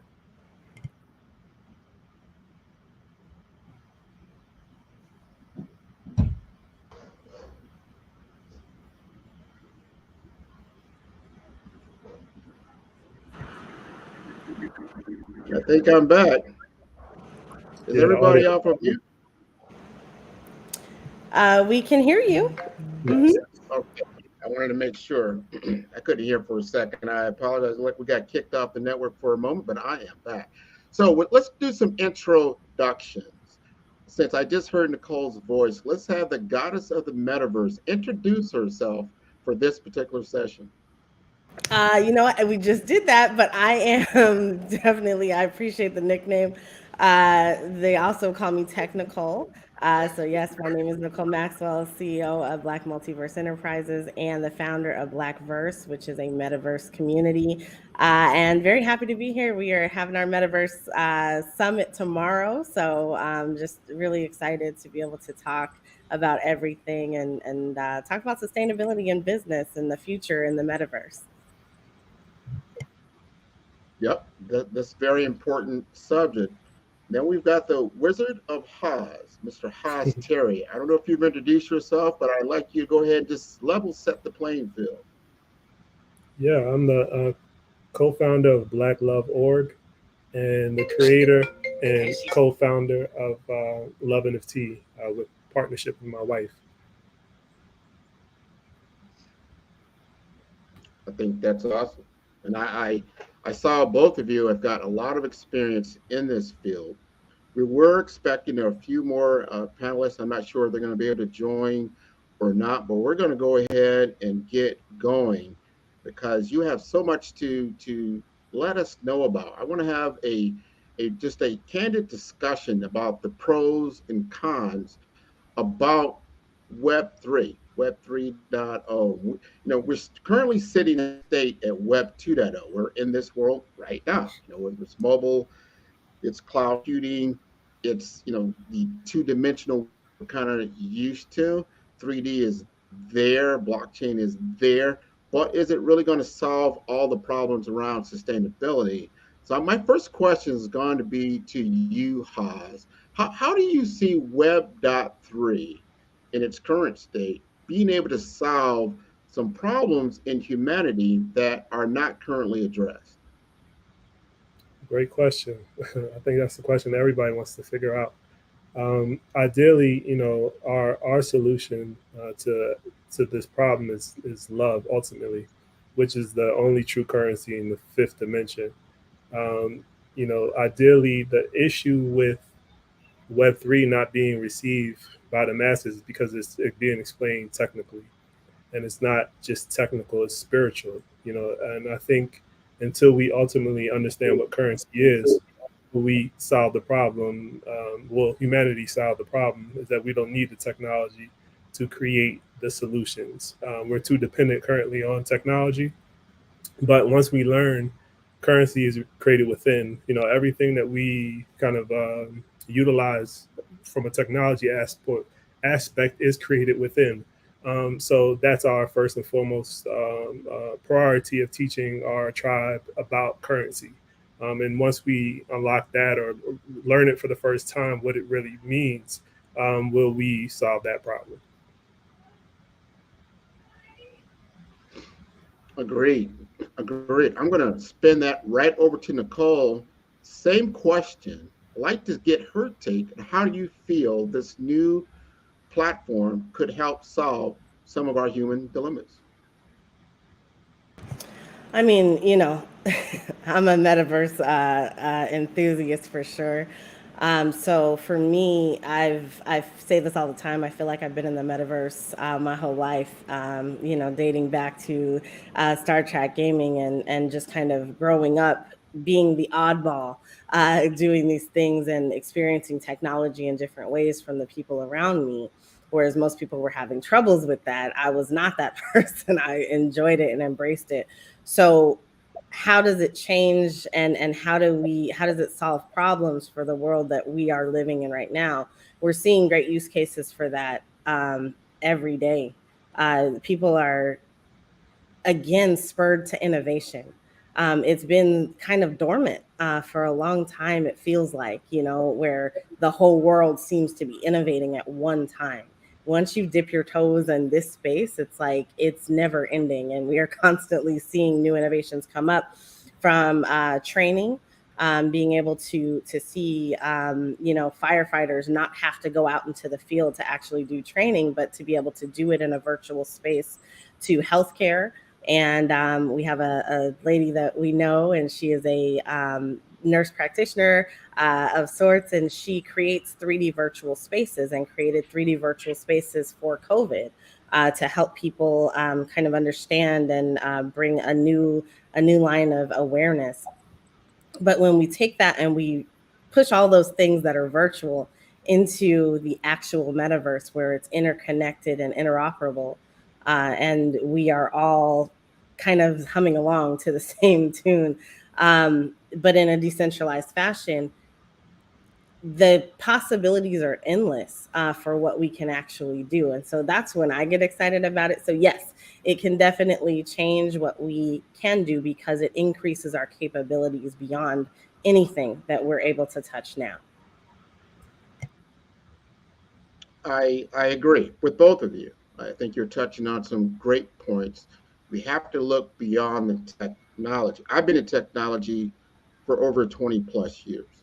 Technology is an enabler.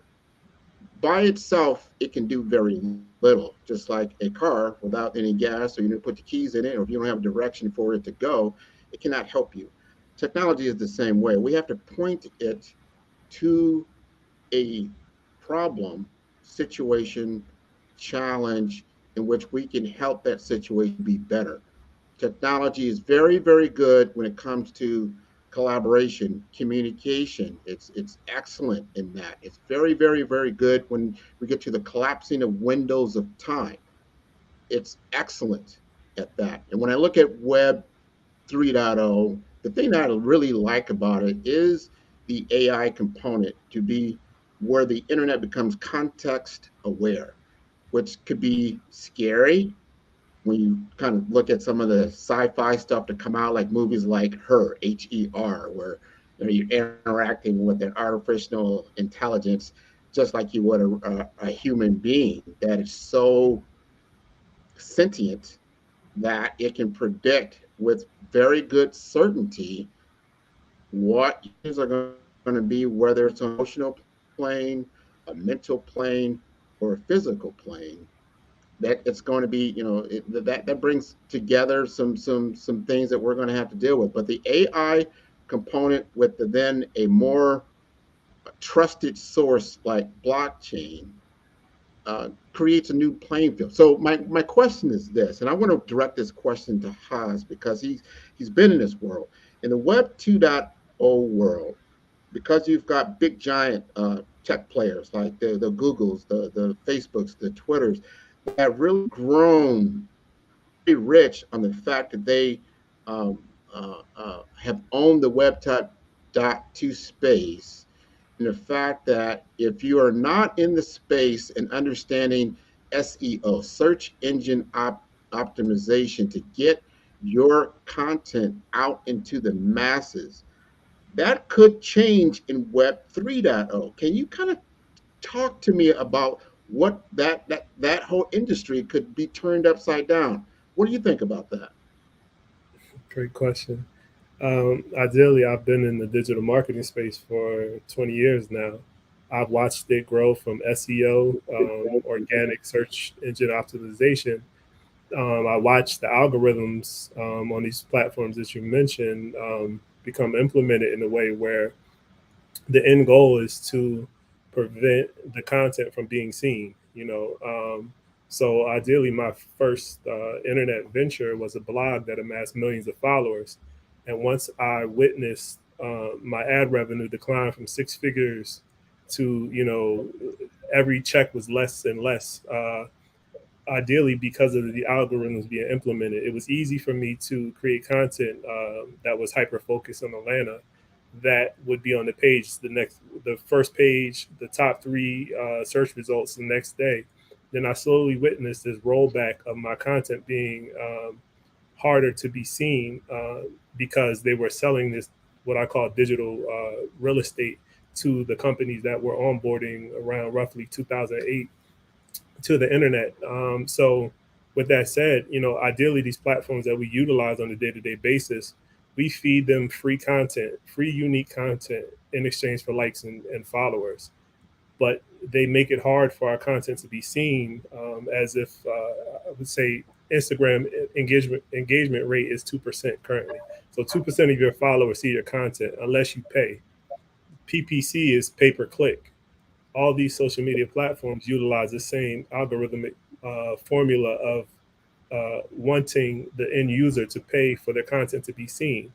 So this brings us to Web3. Web3 is when these algorithms don't exist. Love NFT is set up to replicate Web2 Instagram, but you own your content as an NFT. So you can monetize your content. You don't need 1 million followers to generate a sustainable living, to be able to pay your bills by working X amount of hours to create content in hopes of getting likes and followers, in hopes of being able to monetize your platform. This blueprint is used on YouTube, Instagram, Google, where your content is being these algorithms are used to prevent people from seeing your content. So at what point do we say we're no longer going to use these platforms because they're not in our best interest? We're working for these platforms ideally by creating content for them to be able to allow them to sell our content on the back end to the corporations, sell this data, sell this algorithm that we've created for them, and we can't monetize off of it. That's a problem, and that's what we have to educate users about, is that you can work less, and one NFT can sell for X amount of six figures, 1 million, whatever amount that you can sell it for, but you own that content as a one of one NFT instead of giving that content away. So we have to understand our value ultimately of our content first, to see how valuable Web3 is and how valuable owning a digital asset is ultimately. And that's what we're focused on as a blockchain nonprofit, to work with small businesses to allow them to onboard to Web3 by way of creating an NFT marketing strategy for them to create the capital needed to sustain their business in this pandemic. This is exciting. I like to hear that. See, what will it look like when the third party is removed? And that's just a matter of going direct to your audience that you've built. I want to ask Nicole that, because I've talked to her numerous times, and she in this, when you talk about decentralization, how audience understand the current state, which is centralized, and then the world of Web.3, which is decentralized, and what are the advantages of that? This is such a good question, mainly because tomorrow we're having the Power of Decentralization conference. So, if you want to dive into that more, definitely tap into the Blackverse Summit. You can find tickets on Eventbrite. But, Hans talked about what I'm going to sum up as us being consumers. So we are consumers and we are the ones putting out the data, but also we're sitting there being consumed by our technology all day long. Right now, my Google Home Hub is listening to me and waiting for me to give it its command words, but it's actually processing the information that I'm talking to it right now, so that there's no delay once I do actually say those magical words. We saw this actually happen in real time over the summer, when Elon Musk proposed to buy Twitter. $44 billion was on the line. And you, me, everybody else who was out on Twitter, we were the ones being sold and transacted. Our data is what was being sold and transacted. So that is kind of the difference between um, now and the possibility of the future. And I can't say the future because we still have an opportunity for that future not to be created in this way. We are all here because we care about the metaverse and we care about decentralization, and we want to make sure that this is the message that is brought forward. But there's the opposite side of this, and these are these big companies that are out here that are, kind of watering down the idea of decentralization in Web3. And we see that far too often. They are coming with all their money and all their funds and none of our Web3 principles and ideals. And so that's what we're seeing, where we have these great spaces that are being created. They're fun to go to and they're amazing, and they're calling themselves Web3, but there's no empowerment for the owner. There's no empowerment for the individual, and there's no transactions actually being processed in crypto. And so when we think about stuff like that, we have fiat that is taking a very large footstep in our Web3 that we want to build out. And, in order for us to get to where we need to go in the metaverse, we can't have that. We cannot be consumed continually when we are interconnected and interoperable in the future of the metaverse. So that's what I will say to that, Grant. We got to make sure that we understand that there's two metaverses being built out, and not all of them are talking about decentralization for sure. I totally understand that. You said something, both of you said something that's so, so important that I need the audience to truly grasp and understand. You are what's valuable. You are the real money. You as an individual, as a person, as part of the community, you are what is the gold. You are the rainbow. You are it. So wherever you are, they want to know where the herd is going. So they can then begin to do what they've always done and try to manipulate and control. This happens all the time in worlds where certain groups will try to dominate another group uh, uh, resources. Basically, you are the resource. I want everyone to understand that you are the resource. So I'm not saying that you're going to change human behavior overnight. Really not. But you can change the game. I see Web 3.0 as a game changer. That, yeah, you can consume my data, but every time you resell my data, every time you consume my creative and what I've done, I get a piece of that pie. Right now, I don't know anybody, unless you own stock in Twitter or Meta or Google and some of these giant players, you're not getting anything. And you're just communicating peer to peer with your friends, your family, and your coworkers, and you're not getting anything. But they are monitoring that activity in order to then push advertisement to you. And then if you're not awake and you're asleep, they want you to take advantage of whatever it is that they're selling. There's nothing inherently, I'm going to say, completely wrong with that. You just need to be aware of it. Be aware of what's happening and be aware of what Web 3.0 can bring to the table. So I'm going to use this word that I've heard over and over again over this different conference that we've had for GatherVerse, and that's ownership. Let's talk about ownership. I want to know what keeps you up at night, Terry, about now this thing called ownership. You talked about your money, your check. You had this this great plan that worked for SEO. You got this money, and then you seen it going down and down and down because you couldn't control it. Now with ownership, what does that do for you? It allows you to monetize your creation. I think, in comparison to Web 2, we had to, as you mentioned earlier, utilize a middleman to be able to sell our products and services. I think the greatest way to explain Web 3 without using technical terms is e-commerce, is why we created a e-commerce market. To use an analogy that people are familiar with when it comes to e-commerce, I've ran successful e-commerce companies. I've managed, tremendous PPC budgets for companies through my PPC agency. I've witnessed the back end of how all this works and how ultimately the pandemic was bound to happen, being that you have small businesses competing for the same PPC keywords as Amazon or Etsy.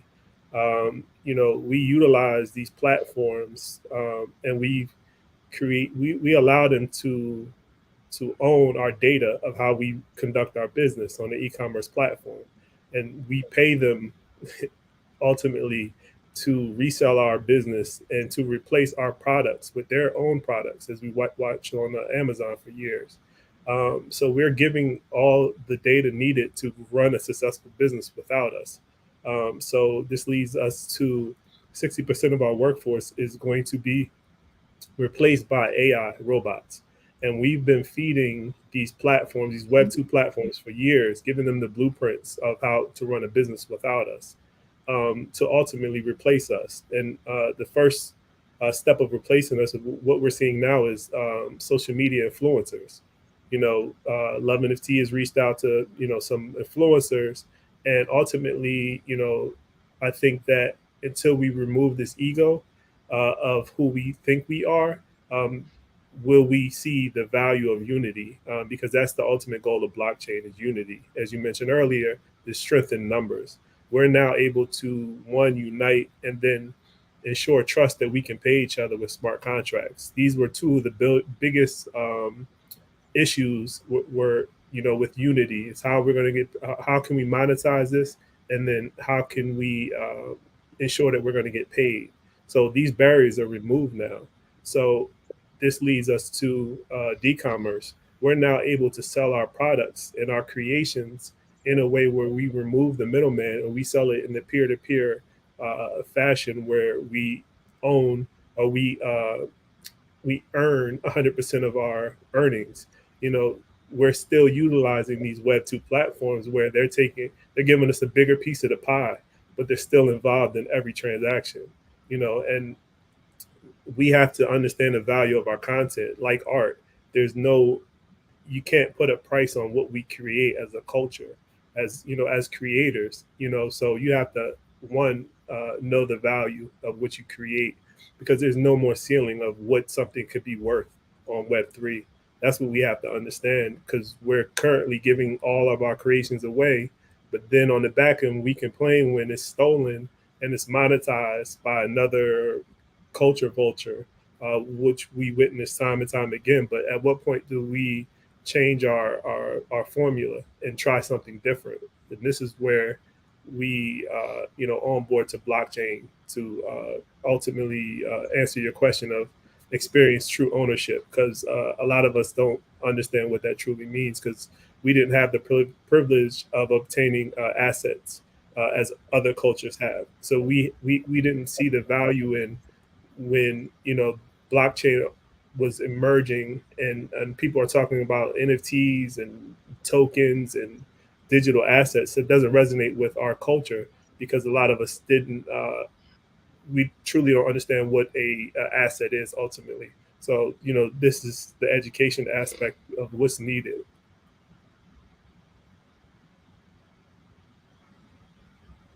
You're getting into the DeFi space. That is that's finance, right? And understanding what an asset truly is. An asset really is something that gains in value, and like real estate, like in insurance policies, in things, stocks, bonds, things of that nature. So if you have an asset that truly is something that actually will inherently, supposedly, grow in value, especially over time.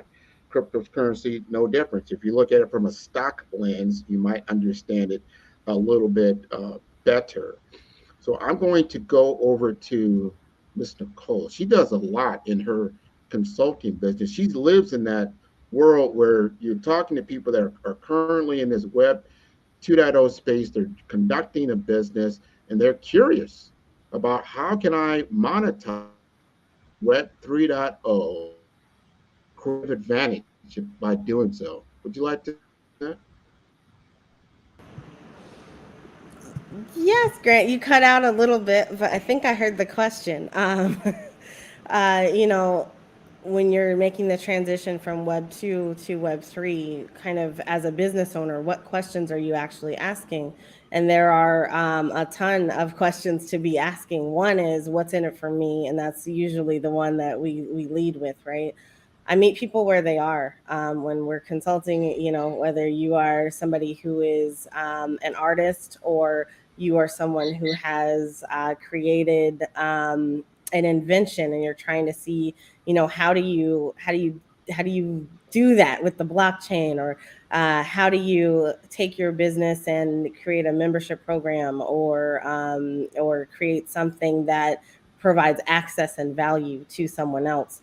You know, the business owners, they know their business, and what they don't know is the blockchain, and so they need to fill that gap in, and that's really what I help them to do, is kind of understand what it is that they want and where they're going to. But for me, it's bigger than just the blockchain, because I am mainly a metaverse consultant, and so it is defining what that actual experience is going to be, because the metaverse is about the experience. When you're looking at being a business, what experience are you looking to create? And I think one of the ways to do that with Web 2 in mind is to think about, you're setting up a brand new website. So you go through a process for defining your requirements and what you want it to look like, what you want it to feel like. You get with your designer and your developer, and they help you to create the back end that makes sense and the front end that works. And so, that has the experience and look and feel that your customers are going to be delighted with. And then you get with someone else and they help you with SEO. So that's not different for the metaverse. When you're thinking about the metaverse, especially when it's decentralized, you start with education. You make sure that the company understands what the blockchain is, and then you do process reengineering, which I've spent my adult career doing, is reengineering process through implementation. And so you define what that actual as is process is, and then you change it up. What's it going to look like going forward? How can people be decentralized while still offering the product and service that they're putting out into the world? How can they utilize the blockchain, NFTs, crypto in ways that make sense? Does it make sense for their business to transition into a DAO? And for a lot of nonprofits, that answer may be yes. But when you're a for-profit business, what does that look like? How can you be Web3 but still be a business? And I think that that's a challenge for sure for a lot of different businesses and business owners, because we own at the top, right? And I think that it's okay to continue to own. We have to continue to own. And to touch on what Hans was talking about earlier, ownership is something that I'm very, very passionate about. One way to relate to people making that transition, we as a folk all know about redlining, and that has impacted and inhibited our community, our growth, especially here in America. But we're thinking about the globe now. It's not just about America. And so we have to understand that there are things that have displaced and dispersed communities all around the world. And so what is that thing, and how can we fix it with the blockchain? How can we fix, just being specific to America, how can we fix redlining? And one way to do that is to empower through ownership, NFTs, and to think about virtual real estate as an option. But in order for us to be accepting of that concept, you got to know what it is. So get into the metaverse and actually discover some of these spaces that are out here. Define whether or not you want AR or a VR experience, and dip your toes in so that you can make the best decisions for you and your business. That's what I would say. Well, you've said very good words, things to take in and contemplate and understand. You before you go and start developing or looking to dip your toe into Web 3.0 and get your business up and operational, you need to understand it. You do, because this you're going to still be what I call in a hybrid environment. You're going to still be in Web 2.0, let's put it like that. And then you're in this world Web 3.0. We need to define, like, and I think we've probably done some of that during the seminar. What is the difference between 2.0, 3.0? Very simply, Web 1 was really a read-only internet. You just went out, you surfed, and you saw static websites. Web 2.0 was a read-write. That's what we're doing now. We're in the social media that you can add content to it. And when that happened, the enormous growth in revenue for a lot of different companies that I remember when it first started, as far as Web.1 with search engines, there was a lot of them. They all got gobbled up into a Google for the most part. You saw people that started out with AOL. What you people like, maybe this particular audience like AOL, what was that? America Online, right? It was the biggest thing ever. No one even uses it any longer. I remember, MySpace was like the Facebook. What happened? Well, what happened was they did not engage correctly with the community, and then they were left behind. So now we go to Web 3.0, more interactive. It's going to have more security, going to more customization, and more personalization. And this should be good, especially for communities that have been marginalized, because let's call it the machine needs input. It needs our data. It's like if you don't feed it, it's going to starve. So it's drawing data now from the people that utilize it. One thing I've noticed, especially in communities of color, we only utilize certain parts of Web 2.0. We're not totally engaged with it. We have to be savvy about the information that we're giving it. Don't give it everyone. There's a difference between public information and then private information. Private information is private information, or private for a particular group. When you make it public, it's everywhere, and it's going to then utilize that information. That's my understanding of technology and natural language processing that is coming, or a semantic web. What is that? These are big giant words, but you're already using it. Anybody like the code stated, you got a Google Hub, you've got Siri, you've got any of these, you call them engines. These are AI engines, artificial intelligence. That's just a machine that's simulating human behavior. It's going to get better. It's going to get better. It's going to get a lot better. But if it only has input from a certain segment of the human experience, it's going to have that same look and feel that we got now. I don't feel represented. That's not how I am. That's not who I am. That's not how I behave. That's not me. But the machine doesn't understand that. It's just getting input. Remember, it's not consciousness. It's just simulating intelligence. So the more that you act with, create. So I'm going to move to my next, which is creativity. How do you feel that Web 3.0, and I'm going to ask this for Hans, I'm going to go around in circle. I'm going to ask the same question to Nicole. From a creativity standpoint, opening up for coming out of what I call Web 2.0, in my definition, is the analytical age. What I call Web 3.0 is the creative renaissance. It's the opportunity to now create through your own imagination, create, and then monetize. How do you feel about the creative renaissance, Hans? Great question. I think that I look at the web states as states of consciousness, and Web 2 is a state of consciousness, and it feeds off of fear. All of these platforms ultimately feed off of fear and ego.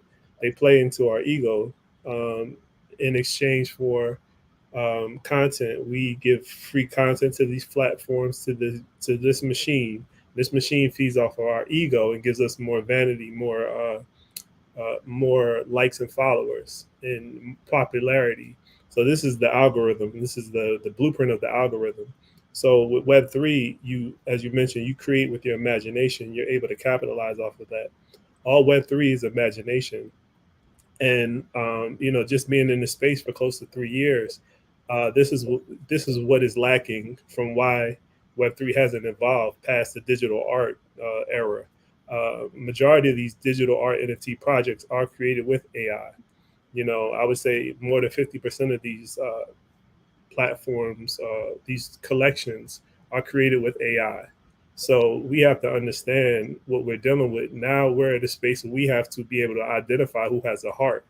This is where, Love NFT plays into, from giving avatars a way to people who volunteer and do good. We have a way to incentivize humanity to do good, to unite, to be able to capitalize off of purpose. We explain that Web 2 is profit. Everything is driven by profit. We looked at each other from a place of profit. Should I help this person out? Should I entertain this conversation based off of how we thought we could profit from it? So Web 3 is ideally created from a place of purpose. So now we're able to monetize helping each other out and doing good, evolving humanity from this profit economy that no longer works. Web3 tried to usher in this profit economy. That's what led to a bear market, because humanity is not moved by profit. Onboarding to Web3 or blockchain from a place of profit. These headlines attracted a certain group of people who onboarded to blockchain thinking that they're going to profit from it, get rich quick. That didn't exist. That didn't happen because that's not the purpose of blockchain. So we have to understand that this is a bigger purpose of involving humanity from this profit economy that no longer works. It's been exposed. The pandemic ushered in a new economy. And the reason why in 2020 we saw the greatest wealth transformation of our lifetime was because artists were doing what they love. This is the alchemy of how you create currency. It's from passion, from doing what you love, from a place of purpose. So this is what we have to understand, that we're trying to replicate this Web 2 profit economy on Web 3. That's not going to happen. The universe is not going to let that happen. And we're going to continue to see failed projects as a result of that. And Web 2 corporations are trying to onboard their profit economy model to Web 3, which is led by giving back to others, helping others. So this is the formula of success. Any company I work with that is trying to create a project and trying to use this profit to model, I can't work with them in a way, because I know that project is not going to be successful, because it's all created from your imagination of purpose. And if you don't have purpose, then it's going to be felt by the end consumer, because we're in a peer-to-peer platform, so this is all energy based. This is all consciousness. So we witness a bear market because the holders, the energy behind the holders, is it fear, is it love? Fear leads to poverty, love leads to wealth. So this is the greater understanding of what currency is and how to create true currency. We don't need the technology to do it. As you mentioned earlier, the technology just creates the value, but you have to create with your imagination first from a place of helping others ultimately.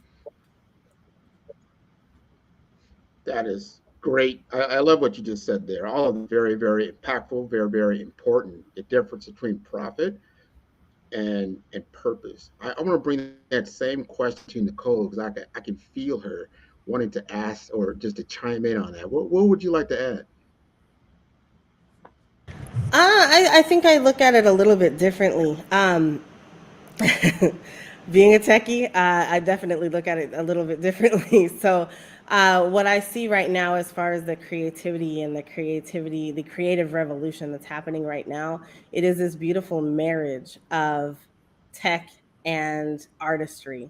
There is definitely something very cool about the fact that before, like, this wasn't the case, but now you have teams of people coming together, and I definitely agree with you there that, it's the people that are moving the space forward. Web3 is definitely community oriented, but we talk about these teams that are out there, and these teams are comprised of people who are both artists and technologists. And so we're coming together in a space right now where we haven't really been together like this, not in my lifetime, not like this. We are respecting each other in ways that that's not been the case either. Typically, if you were a techie, then you were either a nerd, a geek, or you were kind of now in these later generations, you're actually the cool kid on the block. But that wasn't always the case. We were ridiculed and we were geeked out quite a bit. And then, if you were into art, it was kind of the same thing. So you had, but on a different side of the spectrum, you were weird, right? And so now we have these two groups of people coming together to create the coolest stuff this world has seen in a very long time. And it's like, I think that that's pretty amazing because when you put the visual with the technical, you get what we're building, and that is the metaverse. And so I think that, as we move forward, that's absolutely something that I want to see continue because it has produced and produced and produced and produced, and it's what's driving us forward right now. The synergy that runs through Web3 when you actually get on this side of the fence is absolutely insane and amazing in so many beautiful different ways, but it's because of innovation and the fact that you can take your imagination and unleash it and let someone else create that vision for you so you can actually experience it now. It's not just got to sit in your head, but it becomes an actual experience, and you can create that in a virtual way, and that is the metaverse. So I get excited about the marriage between technology and our artistry and different talents and creatives. Both of you have really shed some light on where we're going. And what I like about it is I've been on the planet for a number of years now. We've been very analytical in respecting. I call it the Spock dynamic, right? We just bits and bytes. That was the computer world. Everybody respected the data. We respect the numbers. We're working with the left side of our brain. That's the left side of the human brain, the left side of the human community. And we have in our right side of our brain has just starved for years, maybe even centuries, that we don't value things like just art. We don't value art. We don't value music. We're not paying people for their music. The music, art, music, the written, spoken word, the artistry of that, the appreciation of color, the appreciation of the different aspects of nature that we're missing because we're looking everything through an analytical lens. There's the purpose for analytics. Don't get me wrong. I'm not saying that. But if we don't get and understand the creative elements, man, you just heard two things from two great people. The creativity and the human dynamic is what will power not only the metaverse, but will power our entire community, the human dynamic. I want to ask this question to Nicole right now because I heard the other day and it tickled me because I thought it just made me feel it's a different word, but I like it. It's called the fidgetal. We're gonna have fidgetals now. Like a fidgetal? What are you talking about, Nicole? Talk to us about fidgetals. Well, a phygital is when you take a physical item from the real world and you create a digital asset and link the two together through what's commonly known as an unlockable. And when you heard that, that was actually, there is a designer, her name is Cospreneur Sonia Kumi, and she is a world-renowned phygital designer, but she created some she's a seamstress, and so she was able to create jackets. And when she was dipping her toes into the metaverse and into Web3, she made NFTs of her jackets. And so those jackets are now NFTs that are out on display and able to be acquired. They're out on OpenSea.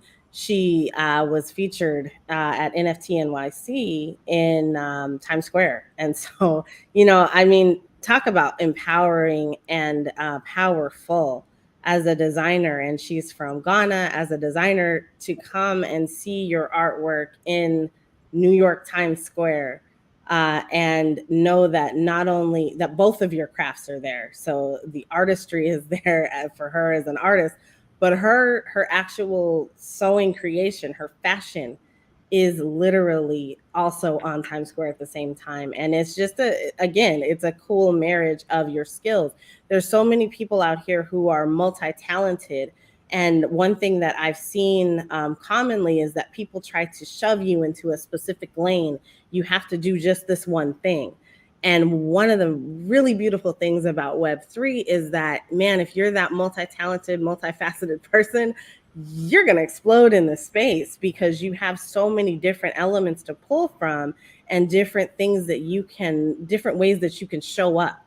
And even if you're not a creative, which I think everybody's creative in some kind of way, I didn't used to think that. I'm that person that used to say that about myself, like I'm not creative, but I was a techie. But even I am able to utilize technology to make NFTs. I speak words into NFTs. And so when my NFTs show up, it's because I've communicated with some AI and we've had a discussion about what needs to go out on a piece of a digital asset, not a piece of paper, but a digital asset. And I then turn it into an NFT and it's available for acquisition. So there's a lot of different ways that you can show up, but fidgetals are something that is very cool. And it takes, you being able to take a physical piece of the real world and marry it with technology. And so I think that that's really cool that people are doing great things like that. Innovation, again, is swirling in this space, for sure. Cannot agree more. I truly believe that you understand the creative cycle, how things are manifested from the creative to the analytic, from the right to the left, and back and forth from the analytic to the creative. When you're working with your entire brain in balance, the balance interchange between the two polarities in your mind, you're powerful. If you only work with one or the other, you're limiting yourself. So I like to ask Hans kind of the same question because he's done a lot in the NFT space. What are you doing from a creative element in the NFT world? NFT marketing, ideally, is the strategy behind the NFT, physical and digital. It's all the elements in one. Web 2, everything was separated. We had a physical product and we had a digital marketing, and they had to work together to sell the product. In the NFT space, everything is one. So leading any project or working with any company needing NFT marketing, you have to create the avatar, the NFT, from a place of marketing, the project in the total roadmap aspect of how will it be sold. What utility will be used in conjunction with ownership of this NFT. These things have to be thought through on the front end, which is the total opposite of Web 2, where you can have a product and you just create milestones of digital marketing campaigns throughout the life cycle of the product. With NFT marketing, you have to create the totality of the marketing strategy in a way from the beginning of the marketing creation of the NFT. Because as we witnessed, like there's no traditional Google platform in the Web3 space.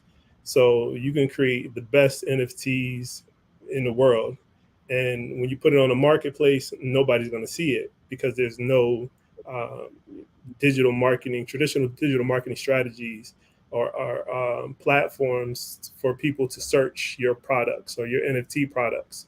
So, you have to think through, and this is one of the biggest misconceptions with creating NFTs in Web3, is that, there's this misunderstanding that if you create a great NFT, it's going to lead to sales. But you have to utilize more marketing in the Web3 space because these traditional platforms that drive traffic to your traditional e-commerce are no longer exist. So you have to either spend money or you have to create a great NFT marketing strategy to be able to tie your NFT utility to the physical, the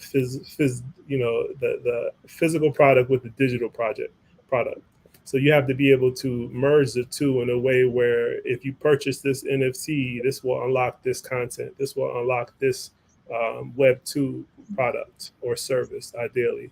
So, there's education when it comes to that's needed to be able to mind map how that will play out for the life cycle of the NFT. I think that's a important distinction to understand that it's a different world in that Web3 space. I think we're going to go, and I've heard this term, that you'll have this Web 2.5, meaning you're not complete out of Web 2, you're not completely in Web 3 because there are benefits to both. And I don't think we're completely mature from all the aspects that Web 3 will do. Just like when the web first started, there's an evolution that has to take place, and the change is inevitable in everything. And as there's more adoption of the technology, as more and more people pour into the space, understand the space, it'll be a better market for everybody. And I like how you both have have brought light to that. I want to talk about something because one of our speakers could not join, but I'd be remiss without bringing this up, and that was Gibran. Gibran Tahir is in Pakistan. And as we probably should all know, Pakistan is going through something biblical, that over a third of the nation is underwater. They have lost 1.6 million homes. That's unheard of in modern times. 33 million people have been affected. And I'm sure he would have joined us today, but I want to make sure that we bring light to his cause because he's utilizing Web3 blockchain to bring in resources to help the people to survive in this time. I like and I saw that kind of the same thing even happening, probably still happening in Ukraine as they went to war, or Russia went to war with them, and then they used the use of crypto was the vehicle of choice to get resources into the region. I would like both of you kind of talk about that. Why is crypto all of a sudden you're in an emergency, you're going straight to a Web3 platform to get resources in a time of stress? I'm going to start with Nicole on that one. I have lots of thoughts on this, and I'm going to keep most of those to myself. But I will say that, just to the last part of what you said, like, why would you go to crypto as a choice when you're in war and the rest of the world is telling you that they're cutting you off? Well, it's a great way to disseminate funds to people and be able to not have that be a factor. There's a lot of negative things that happened on both sides of that happening, especially for the Black community. And I feel a certain kind of way about all of that, so I'm going to allow time for Hans to talk about that a little bit. But I think that we're entering a phase of life where it's not going to matter, and we're going to have to come up with social ways of being able to regulate things. And it's not just this law that's going to be there. You have to actually have a community movement behind something in order to make sure that it is or is not taken into fruition. So thank you. No problem. We got 1 minute left. Hans, would you like to shed some light? Yeah, I think just we're watching history repeat itself. Ideally, currency started with bartering. That's when it worked for everybody because there was no hoarding of bread in the village. That wasn't idolized. And I think, if we just evaluate how history played out, this is what we're getting back to. We've been preaching this kind of bartering economy since 2021. Ukraine was the first time that we've got to witness, a country waking up and realizing they had no access to their bank accounts and their bank accounts have been wiped out. And that wasn't the first time that happened in Ukraine. So, that's just to show us all that there's no security in utilizing a third party when it comes to saving our money or having our money in a account that we can't access in the event of a crisis. So, ownership and what was that? We've got it. Our time is up. Well, definitely want to send our love and thoughts to people in Pakistan and anybody in distress. This has been wonderful. Thank you for having us on GatherVerse. Thank you. Thank you, GatherVerse, and thank you, Grant. Appreciate it. Thanks, Hans. Yeah, thanks, Nicole. Thanks, everybody. Thanks, Grant. Blackverse Summit tomorrow. Get your tickets.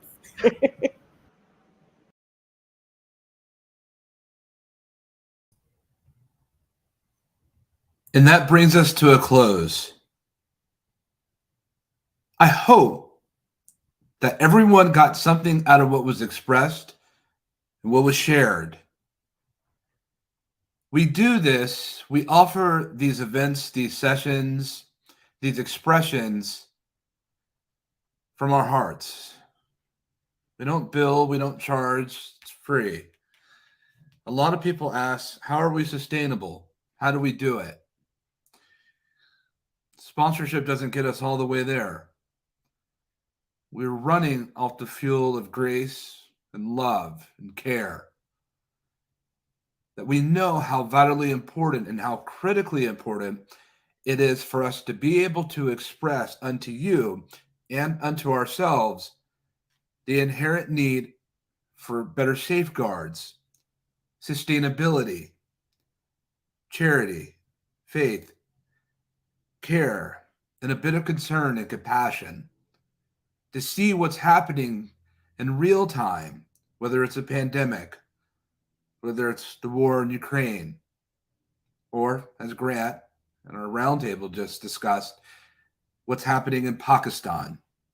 Even now, there are changes that are happening almost every day in this world.